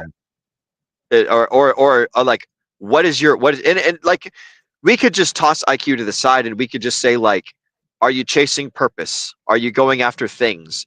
Like, we're going to presuppose that, you know, all three of us here on this panel have at least a varying degree of a high IQ, and so that's just kind of baked into the question. Okay, so I yeah. think I get it. Okay, so Got it. yes, one of the things I work best with is systems, and kind of like how things work. I'm not very good at teaching people unless I'm able to be hands-on. So when it comes to crypto, I can literally, which is a great example, I can literally just call people in and I can show them. Because that's also another thing. I really don't read white papers. The reason why I can't, well, I mean, reading, right? I'm not good at Yeah. that. Yeah. That's little counterintuitive. I'll go in there for some specific details that I know of, like exactly how tokenomics work. But then from there, I'll actually go and mess around with the protocol. I'll actually do things with the protocol and be like, this is how it works. Another one is liquidity, right? How does liquidity work in liquidity pools? Well, let me go throw $100 into DRT and see what happens to it. What are the reasons why it spikes like that? Things like that, right? I need to actually visually see it and I need to work with it. These are then lessons that I've learned that I can then try to convey to others. And I do apologize if I can be hard to understand sometimes, guys, while I'm sitting here trying to convey my ideals. Because for me, when I'm thinking about how can I convey what's in my head, what's a picture in my head, almost like a video, how can I convey that to you guys so that way you can understand it at a level that I'm able to understand it too? And that right there has usually been a challenge for me. However, I do believe that there is very high reward for lessons that I learned by physically going through them, okay? And then conveying exactly what does happen because the universe has laws in it, okay? And so if I am able to convey those laws based on my own experience to somebody and maybe hopefully keep them out of trouble, like losing all their crypto, then that would be a huge reward for me. And this is something that I truly am part of the ascension, right? I need to convey a little bit better with words. And so therefore I shall continue to learn how to convey the movies that are in my head or the pictures that are in my head to be able to put them verbally so that way people can understand better. But also generally I do try to, show people exactly what it is I did and able to achieve a thing that somebody's asking about. So that is another part. However, yes, this is part of the ascension, right? It's the communication. And I believe it's something that we all need to try and do. This here actually falls in line with here's your weakness. Maybe I need to strengthen it just a little bit. I don't need to be a genius communicator, but I need to communicate just good enough that people can understand me. And so what my genius comes from actually understanding and knowing the system because I've gone through it. Now I just need to go over to my weaker one, lift that up just enough so that way, or maybe I should say my weakness and strengthen it up enough, right? Just enough so that way people can understand this level that I have up here. And if I do that, people who don't have this level can understand something right away and it brings their level up. So essentially like working on communication for the dealing with others part, and then for the like the actual your process of ascending is you're learning things and teaching them to others in ways that are easier to understand. Oh, sorry, I think I Hang on, misunderstood shoot. that. You wanted to know my process of ascending. Sort of, yeah. So like your answer was good for dealing with other people, but go ahead. Yeah. So when dealing with other people, that's what I just got done saying. Okay. When it comes to something that I've come to learn, as far as the process of my ascension goes, right, is number one, I need to identify what it is that I need to learn. Okay. Number two, try and figure out how I'm going to learn about it. Generally, this is where I look into, okay, how can I visually go do a thing now? Because I already know that if I'm just going to pick up a book, it's not really going to do too much. All right. Yep. But then number three, see if I can succeed at it. And then number four, then try and figure out how I can communicate it to other people. Okay. So try and like obtain the information, find the method that suits you, go get after it, absorb it, and then see if you can, and then if you can pass it then on, and that is the cycle of the ascending man and the getting better and the doing things and the making the world a better place, right? Yeah, for the most part, identify information, Mhm. identify information, and then figure out how I can learn it. Right. So first, I need to identify the information I want to learn. Okay. Then number two is identify how I can learn it in a specific manner. You know, maybe this would just be easier with let's go with this instead. All right. Okay. Talk about visuals, right? So I want to learn how to build a desk. Uh-huh. All right. So there's a lot of books on how to build desks. I know that that's not going to work for me. So instead, I'm going to go look up a YouTube video of someone actually building a desk. Yep. Oh, cool. I'll copy that. Then from there, I'll start learning about and having somebody else teaching me about the different types of woods, the different types of methods and stuff, mastering it almost. And then from there, I'll think, okay, so the way that I learned it was this way visually. And so with this metaphor that I've now given, have I communicated how I do my ascension to you guys? Yes, I think so. And so we've kind of gone through this almost 3 times. The second one we kind of gave up because we were trying to do like words only, really. Uh-huh. However, the third time, it was just a picture, or more like almost like a little movie, right? I like it. This is good. This is good. Mrs. McGettit, I have a similar question for you. What is the stuff that you're striving for, and how do you use your intelligence and your understanding of these things that we've been talking about with with learning how the world is, knowing the way that that we're brought up and thrust into, society and stuff. How do you use this information to achieve your goals and make the world better in your eyes and get the things that you want done? Is this something, does that make sense? Does that question make sense? I think so. Hang on one second. My voice is being a pain in the butt. All good. Yeah. I'll be honest with you. I don't know if I have an answer yet. My first step is I actually do want to do what he recommends in the book and go out and take some of those IQ tests and really get that information and figure out where I sit, because I don't know where I'm at, and that makes me hesitant to make any firm statement as to like this is my plan until I kind of have that answer. So Yeah, fair enough. That's kind of where I'm at with that. But some vague ideas that come to mind for me right away is to use the skills kind of that I already have, but that I tend to, I guess, forget about when I get frustrated. Kind of Mhm. like we talked about earlier with these people that I deal with in the Pokemon community who come to the conclusion to ultimately make the right decision, like once they or not the right decision, but I guess what I feel is the better decision when they calm down. To Yeah. try and implement that a little more to make it more of my average rather than Mhm. it being just something that I kind of do when I am very consciously like making that effort. I would like to turn that more into like my normal, you know what I mean, if that makes sense, and Mhm. have like better responses in general when it comes to communicating with people, and just to be more patient in general as well. Mhm.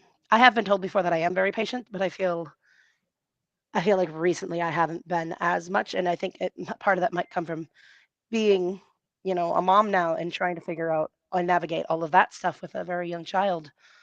A lot of the patience goes into that, and Yeah. so it's harder to have more patience now with like just average people than it used to be. And I would like to kind of move back into that mindset and really try to solidify that more as just how I am most of the time. Mhm. Okay. Excellent. Do you guys think that having um having good intelligence is a curse? Do you think that it's an appropriate title for the book? The Curse of the High IQ. Is it a curse? Is it a boon? Is it Yeah. both? Is it neither? What's your thoughts? Yes, it's definitely a curse, man. The problem is it's always a curse of some kind when you don't fit in with everyone else. Everyone else then looks at you and treats you in a way that is going to be different, that's usually uncomfortable. Mhm. And uncomfortable could be something as hilariously weird as you are a popular rock star. But the problem is now you can't go outside without Yeah. people idolizing you when all you really want to do is just go to the store and grab some beer, man. Yeah. Right? The curse of being different. The curse of being different. I suppose Yeah. that's a good change from the curse of the high IQ. However, in Clarey's view, the reason why he particularly made this book was because he is a high IQ, right? Yeah. We could say the curse of having too much money, the curse of being too popular, the curse of the high IQ, right? Yeah. All these different curses. I mean, think about it this way: if you're an NFL football player, how many people are going to want to invite you out to just, a picnic football game? And just one of those simple little. Nobody. Yeah. Nobody will. And the second that somebody actually does, whoever team he's on, the other team's going to go, well, that's not fair. Yeah. So then you become a curse or a problem upon other people. Oh man, that's a good analogy. I never thought about that. Damn. Sports ball. Oh yeah. Fuck. Mrs. McGettit, what about you? What are your thoughts? Is it a curse? Oh yeah, I would say absolutely. Just from the book alone, when he's talking about that dude who has to fly out his friends because he can't make new friends, that in itself is a curse. It doesn't feel good to feel isolated in that manner. And that sounds like it would be so hard to do. Like, I mean, luckily that guy has the money to do it. You know what I mean? Yeah. But he talks about a lot of people who do have high IQs end up going into these dead end jobs, and they just coast through things because they don't know any better, and they don't really have the wherewithal to care enough to figure it out and try to do something better. They just go through it because that's what they've been told to do, and like that's what they think their options are. So I absolutely think that's a curse. Plus, in the book, he mentioned something about keeping up with the Kardashians and like some other like reality TV shows, and like how all these normal women are. I guess he calls them normal women, sit around and watch like soap boxes and shit. And I'm like, I've never watched any of that. I've never seen the Kardashians. I didn't even know they were still relevant. I thought they'd faded into obscurity a long time ago. What are they with the soap operas? Yeah. So, and like I had a friend the other day, I'm like, I don't know what to do with my time. I'm trying to find some way to distress. And she's like, oh, you should watch this show that I'm interested in. It was called Yellowstone. And I love wolves, and wolves are a huge part of Yellowstone. I've always been fascinated by that park. So I'm like, ooh, that sounds interesting. And then she's like, it's about these people from like the 1800s. And then it comes into the future. And I'm like, oh, that sounds incredibly boring to me now. Like I had no interest anymore. So like, I don't go and like watch those things. And then she's like, oh yeah, you can go watch that, and then we can talk about it. And I'm like, yeah, no, sorry. I'm not interested in watching that show. Like it doesn't sound even remotely close to something I would want to watch. So that isolates you in a way, because like, she's excited about it, and since she mentioned it, I've seen a bunch of people talking about it, and I'm like, well, I can't get into that conversation, so that kind of sucks. Yeah. So I absolutely do think it's a curse, and I am a strong believer in the saying that ignorance is bliss. If you sit up there on in your house and you do your stuff, and you believe that the government has your best interest in heart, you believe that the world is a good place, and that everybody is here to support you. If you can truly believe those things, you don't necessarily think about stuff as often, and you don't necessarily need to worry about things as often, and like you can just live your life, and you just go about, you do your thing. And sometimes that sounds like it would be so much better. Like I wish I could believe that our government was like happy and good, and not what they are in reality, and that things like crypto weren't a necessity because we could rely on the US dollar. Yeah. And it was a good and fair and reasonable currency that is going to continue to work and succeed. Like it would be nice to be able to just believe that and to just go through the motions with those things. Uh-huh. I Would think you rather that's be happy or would you rather be right? Shout out there Ryan. you Stone. go. Yep. Good That friend of is ours. Ryan there. Stone.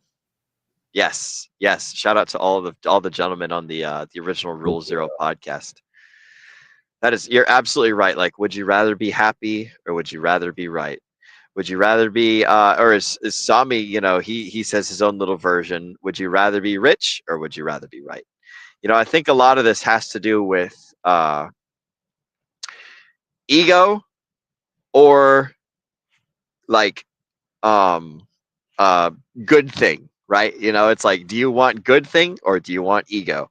Do you want that ego boost of like, I told you so, I called it, haha, I'm winning? Or do you want to like live a fulfilling life? Another gentleman that says something similar to this, Andrew Tate talks often about not believing in depression and how that gives him power, and how basically anyone who believes in depression can be affected by it. Just like, you know, if the example that he often gives is like, if two people are alone in a house and one of them believes in ghosts and the other one doesn't, and they hear like a loud creaking downstairs, then the one guy that doesn't believe in ghosts isn't going to worry about it. He's like, oh, it's the wind, no sweat. And the guy who does believe in ghosts is going to be up all night, like panicking and fretting and like, you know, sweating and losing calories and like not getting a good night's sleep because he believes in something. Like, you can choose not to believe in something that's real and like not give it power. Where I think you're about to go with this, Cass, you're probably totally right. You know, this is like a purposeful ignorance in something that's like, if a person chooses not to believe in something,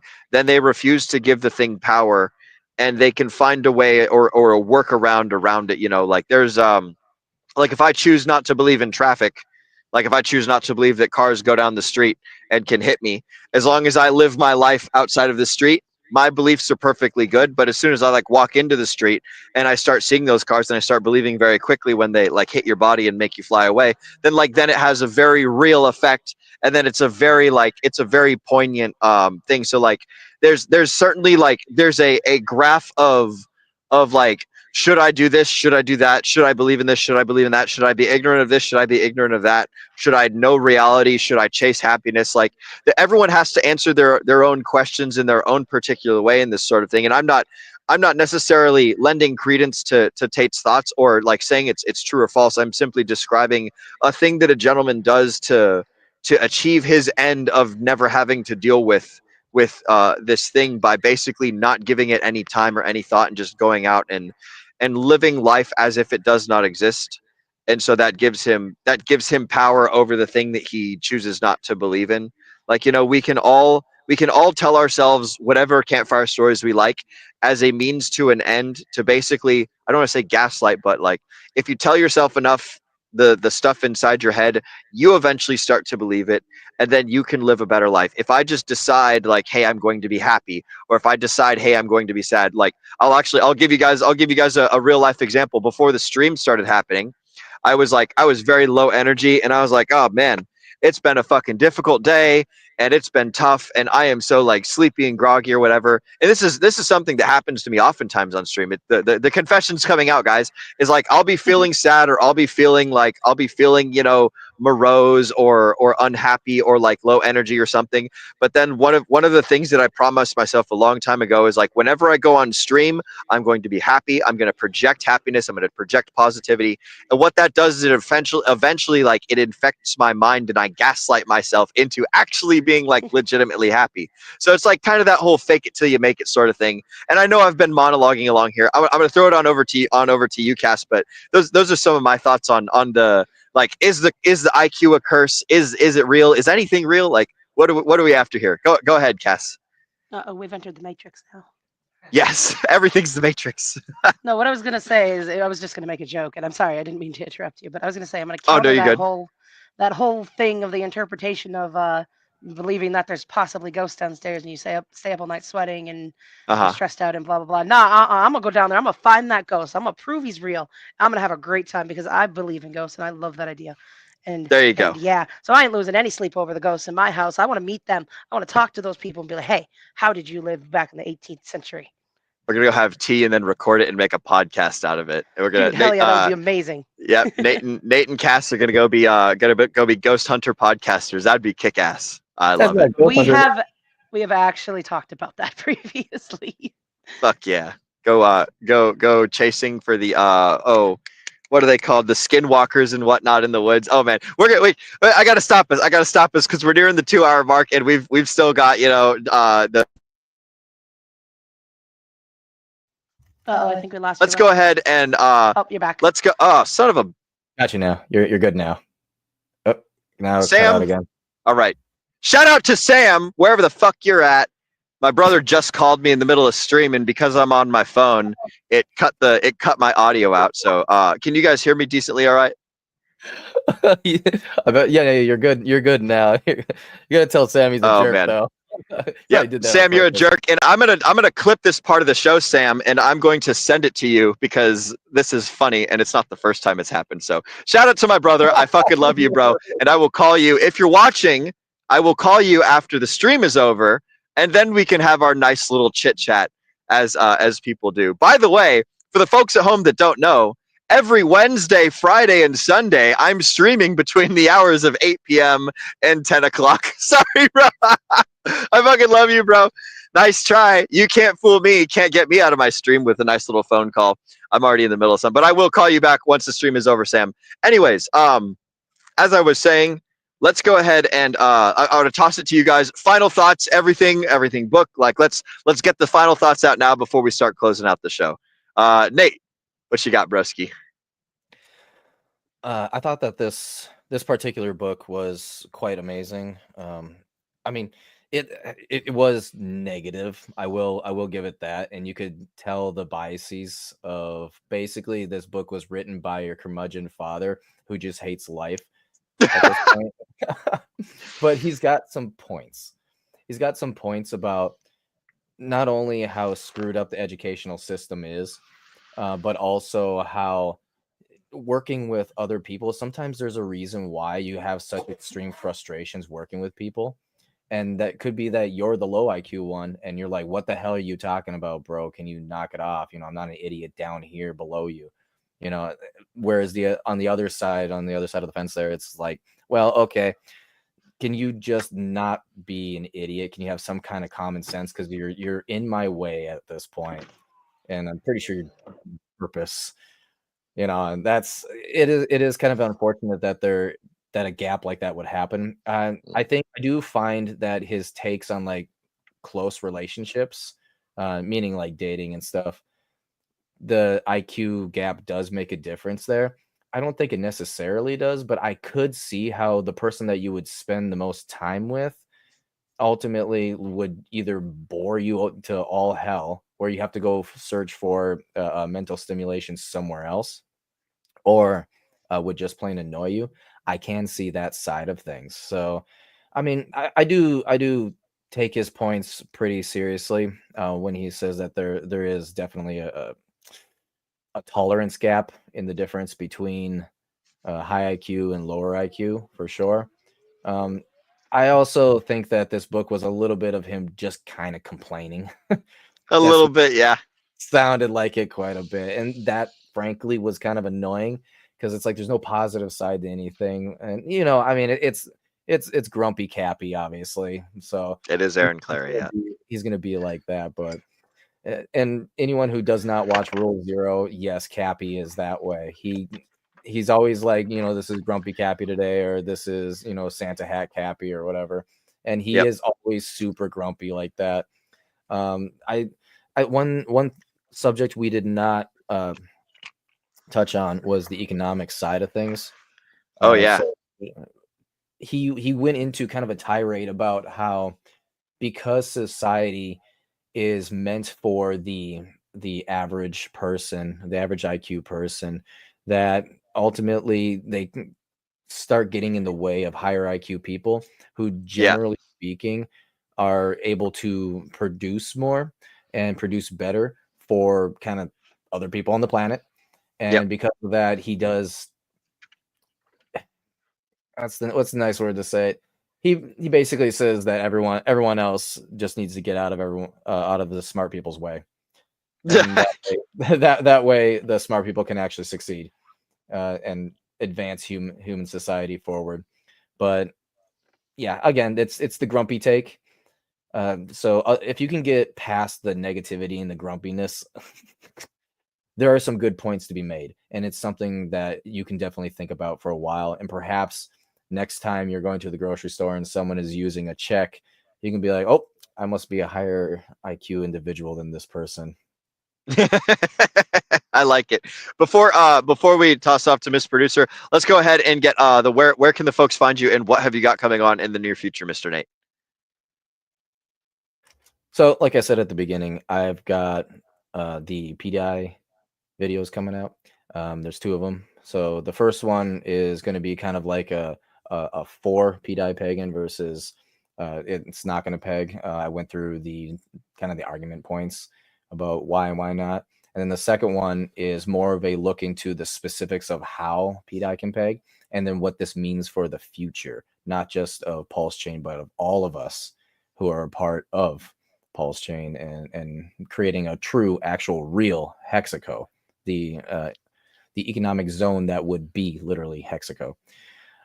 So I'm gonna release them a week apart. So the first one, it'll probably be next week, maybe like Monday or Tuesday, possibly, just really early in the week. And then it's going to be a week from there. I'm going to release the second one. I want to try and put together some other videos that are going to be coming out.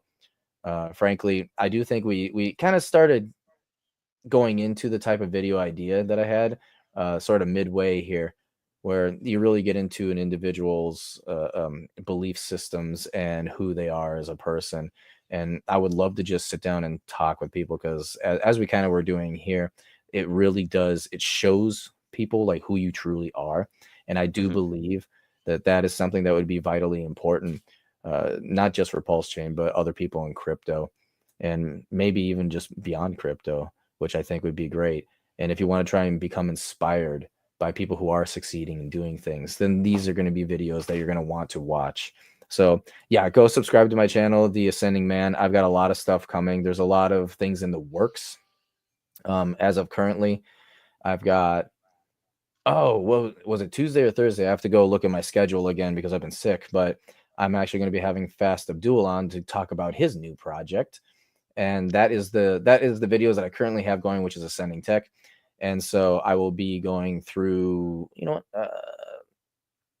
actually I gotta know if he's okay with me like blasting it all over before we actually do the show. So it's gonna be a secret for now, but maybe over the weekend I'll tweet it out at the Ascending Man 369, which go ahead and give me a follow on X. And with that, I'm gonna go ahead and move it over to my lovely lady over here. Yes. Where can people find you and what you're doing? And also, final thoughts on book and thing. Yes, Mrs. Producer. Sorry, I kind of lost my train of thought there. I don't know if you guys heard that, but I like almost sneezed and I like kind of swallowed it and it made a really weird sound a few seconds ago. We didn't quite catch it. It didn't go through. Okay, go ahead though. But I've never done that before. I've never like swallowed a sneeze. That was a brand new experience. So I'm a little bit thrown for a loop right now. If you want to talk to me, you can find me in the Degen Roundtable Telegram. We got a lovely little QR code right here that you can go ahead and scan to join up and come chat with us in there. And hang on, I'm dropping a thing to point at it. There you go. A little sloppy, but it works. But yeah, go ahead and scan that QR code. You want to come in, chat with me about thumbnails, production, things like StreamYard and Canva and whatever else, you can find me there. Other than that, look, we just had Fast Abdul pop up now. But we do need to do a final round of chat shoutouts, by the way. We do. I will take care of that once you are finished. Okay, yeah. My thoughts on the book. I thought it was great. I thought it had a lot of good information. I actually didn't feel too terribly offended by Cappy this time around. So in my eyes, this book was a little bit more gentle, surprisingly. which it wasn't. I mean, he was brutal, like I said, towards like people he's worked with and in his past bosses and experiences. He is not nice to those people, but they are the reason probably that he made this book and he learned all this stuff because he did go through. I think it said on the Amazon thing that he went through like 10 years of banking and was just miserable the whole time. So we dealt with a lot of crap before he figured all this stuff out. So it does make sense. He is scathing, but it's a little bit justified, I guess is the best way to put that. But definitely Yeah. think it's worth giving a read, especially if you do have these questions, if you're not sure like where you fall into the spectrum of all these things. Kind of like I mentioned earlier, me going through school and talking to my mom about how everything just seemed like it was simplistic and it didn't really seem like a good way to spend my time. Like if you've had a similar experience, this might be a part of it. And so getting this information could always be helpful. Other than that, I'm going to toss it back to you, Will, because I want to get the chat shoutouts down and get us the heck out of here. All righty, we'll do some chat shoutouts to talk about my thoughts and where the folks can find me. But first, time to talk about you guys. So, Mr. Producer, if you would be so kind as to pull up our chat shoutouts, we've got first up Mr. Brendan of the Degen Roundtable saying, books! Yes, books are my favorite candy, as Mungo would say from that one movie by Mel Brooks that I can't remember the name of. But yes, books are a delicious candy, and we all like to consume them. Brendan also says, hello, ladies and gentlemen. Good to see you, Mr. Brendan, sir. Welcome to the stream. Glad that we could have you in the chats for this one. Next up in the chat shoutouts, we've got Beyond All saying, hi, Degens. What do you think of the Curse of RH? I think that if it's a curse, it's one of my favorite curses, but that's I suppose you can say he put a hex on us or something like that if we're gonna go down that down the curse route. So there you go. You got it coming. We're oh man, there's a really good song in Scooby-Doo about the Hex Girls. That was pretty fun. A bunch of witches and things, witches and vampires and spooky ladies and stuff. But that's what I think of that curse. Next up, Moonpilled Rational Optics says one can get a master level education in good topic from YouTube, traveling to actual locations, museums, historical places, etc., and mentoring programs. Abso-fucking-lutely. In fact, I would go so far as to say, Mr. Moonpilled Rational Optics, that that's the best way to get educated, is going out there and getting after it in real life. Excuse me. School's good. School can be great. But it can also be a prison, and it can also be a terrible place. And when you're learning on your own pace and you're learning by doing the things that you want to do, you're going to be much more incentivized to do the learning. So I give that one a 2 solid thumbs up, like Roger and Ebert. So there you go.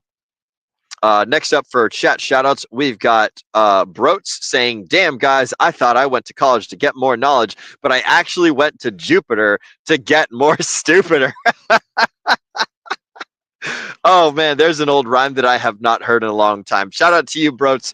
Good to see you, buddy. Welcome to the chats. And Nate, once we're done with all of the things, give me the this symbol with both your hands, so that way I know that we're good. Next up for chat shoutouts, we've got Brothers64. Thanks for the stream tonight, Degens. Brothers64, shout out to you guys too. Our good friends and brothers Sam and Greg of the Brothers64 channel. They make some great content over on Instagram, TikTok, YouTube, all the channels. You can find them at linktree/Brothers64 or something along those lines. Go check them out. They're super cool. We fucking love them. Next up for chat shoutouts, we have Moondog again saying, preach, love and light. All hashtag preach. There we go. Indeed, love and light to you too, Mr. Moondog. Glad that we could have you here. That's a very wise man. I highly suggest that you guys listen to all the things that Moondog says. He is a very intelligent, good sir. And it's fun to decipher his riddles. He likes to speak very eloquently, and it's super cool and super awesome. A great real life friend of mine as well. Shout out to you, Moondog. Glad to see you. Next up in chat shoutouts, we've got Pulse Jitsu with Fastive Duel. Greetings, troglodytes. I have come to bless you with my monolithic intellect. I am so glad that you have brought the Space Odyssey monolith to us poor little monkeys walking around without sticks to beat each other to death. And once we touch that monolith, we know what to do. We get the tools and we get the beatdowns put out on those stupid monkeys. We get the cool stuff. And then, yeah, actually, Facet, okayed this. So it's going to be about P stability and just make it super quick. It's kind of like a liquid loan, but for P dye. So an interesting Yes. episode there. And we're going to get into super details about that on Tuesday. It'll be awesome. Go check it out over on the Ascending Man show. You guys can find it. It's just youtube.com/The Ascending Man, right? Yeah, it's literally just The Ascending Man. If you type it into YouTube, it'll pop up. There you go. Excellent. So you guys can check it out there with Fast Abdul. Next up in the chat shoutouts, we have my brother Samuel Stevenson saying, like the video. You're abso-fucking-lutely right. Like that video. Smash the like button. That's all you guys got to do. Only one thing. We give you one thing at a time. And that is the end of the chat shoutouts. Thank you, Nate. I love our usage of charades and fun times. This is fantastic. Ladies and gentlemen, for those of you that don't know, again, my name is Will Stevenson. You guys can find all of my socials linked off of will.pls.fyi. If you're a Hexican and you want to meet other Hexicans, such as me, I travel around the United States a lot, and I love going and meeting people. I'm currently in Huntington, West Virginia. If you guys are Hexicans, you want to meet other people, then go to bit.ly/hex_meetup. I can't actually read if that's what it says because my phone screen is very small, but I'm going to presume that this says bit.ly/hex_meetup. You can also go to t.me/hex_meetup. It's the same Telegram channel. This one just takes you directly to the beginning. Oh, and thanks to you, Mr. Russ. He says, thanks, Degens. We freaking love it. But if you guys are Hexicans, you want to meet other Hexicans, go to this little Telegram chat right here, and there's tons of topics, tons of places, tons of meetups. I teach you how to do introductions. I teach you how to go and hang out with people, and how to sometimes, keep in mind you might need to conduct violence. There's all sorts of things I teach you in there about how to go and start your own little meetups and do cool things and go and meet people and do introductions and all that great stuff. And I love giving Hexicans the tools to organize their own little meetups. Our first successful one was like 6 of us met up in a bar in Dallas, Texas, and then there were some people that went shooting down in the San Diego or Los Angeles area. There's been a meetup up in New Hampshire. There's been meetups over in Missouri. Like there's meetups all over the place. People go and they do stuff all the time. The more people that are in there talking about the things that they're doing and inviting others to come do it with it, the better the world becomes. So if you guys are Hexicans, you want to meet other Hexicans, bit.ly/hex_meetup. And that's where you go and find Hexicans. All of my socials you can find linked off of the Pulse Domain link tree, will.pls.fyi. That is the entire URL. Just like 3 words. Super easy, and I love it. You can find my Instagram, my Facebook, my Twitter, my Telegram, all sorts of things. I'm super doxed, so go find me. Follow me if you want to. Send me a message. Shout out, say hi, whatever the heck. Let me know where you're at, and I'll come visit you when I'm rolling through. That's all that I've got. We've already said, make sure you guys join the Degen Roundtable community. For those of you guys that are listening on the audio only, the link for that is t.me/DRT join now. Again, that is DRT join now. Delta Romeo Tango stands for Degen Roundtable. Join now. That's the Telegram chat. That's all that I've got for you guys. It's been a fantastic show. For those of you guys that are brand new here, welcome, welcome. We love to see you. Welcome to the wonderful world of crypto. We're currently in the beginnings of what we believe is the bull market, and it's going to be a super fun and fantastic time. If you guys aren't familiar with our stream schedule, we stream every Wednesday, Friday, and Sunday, starting at 8 p.m. Eastern and generally going to about 10 p.m. Eastern. And on Wednesday, we do guests and hangouts. On Friday, we do book club. And then on Sunday, we cover the weekly news in the cryptocurrency sphere and sometimes a little bit of macroeconomics too. So that's our general schedule here at the Degen Roundtable. You guys can find us over here or in the Telegram. That's all that I've got. And now it's time. I would normally read the end of show copywriting, but I don't have it written down. So what's that? My thoughts on the book. Yes, my thoughts on the book. I thought it was a very well-written book, and it was one of Cappy's one of Aaron Clarey's more lighthearted books. He definitely doesn't go as depressing or as mopey in most of his books, but it's full of great information, and I think that people should go and read it. And I think you guys should go and take IQ tests because odds are we're all pretty fucking high IQ because look at us. Here we are, patting ourselves on the back for doing a good job in cryptocurrency. But yeah, my thoughts on the book. You guys should go read it. on the journey from 0 to 10,000 hours of expertise, I would say that this one's probably pretty good to go anywhere in like the 10 to 100 zone. So anywhere from 10 hours in to 100 hours in, this is a good starter book. Anybody can read it. Anyone can have a good time with it. I wouldn't say it's required reading, but it's definitely a good read, and you will gain from having gone through it. So those are my thoughts on the book. And I believe that now it is time to close out the show. So I want to thank all of you for spending your valuable time with us here on the Degen Roundtable. As Agent J often says, we know that time is your most valuable asset, and we appreciate you spending that time right here with us. Ladies and gentlemen, in case you forgot, my name is Will Stevenson, but more importantly, you have been watching the Degen Roundtable. Mrs. Producer, go ahead and get that trigger finger ready, because it's time to remind all the folks at home to remember to Degen responsibly.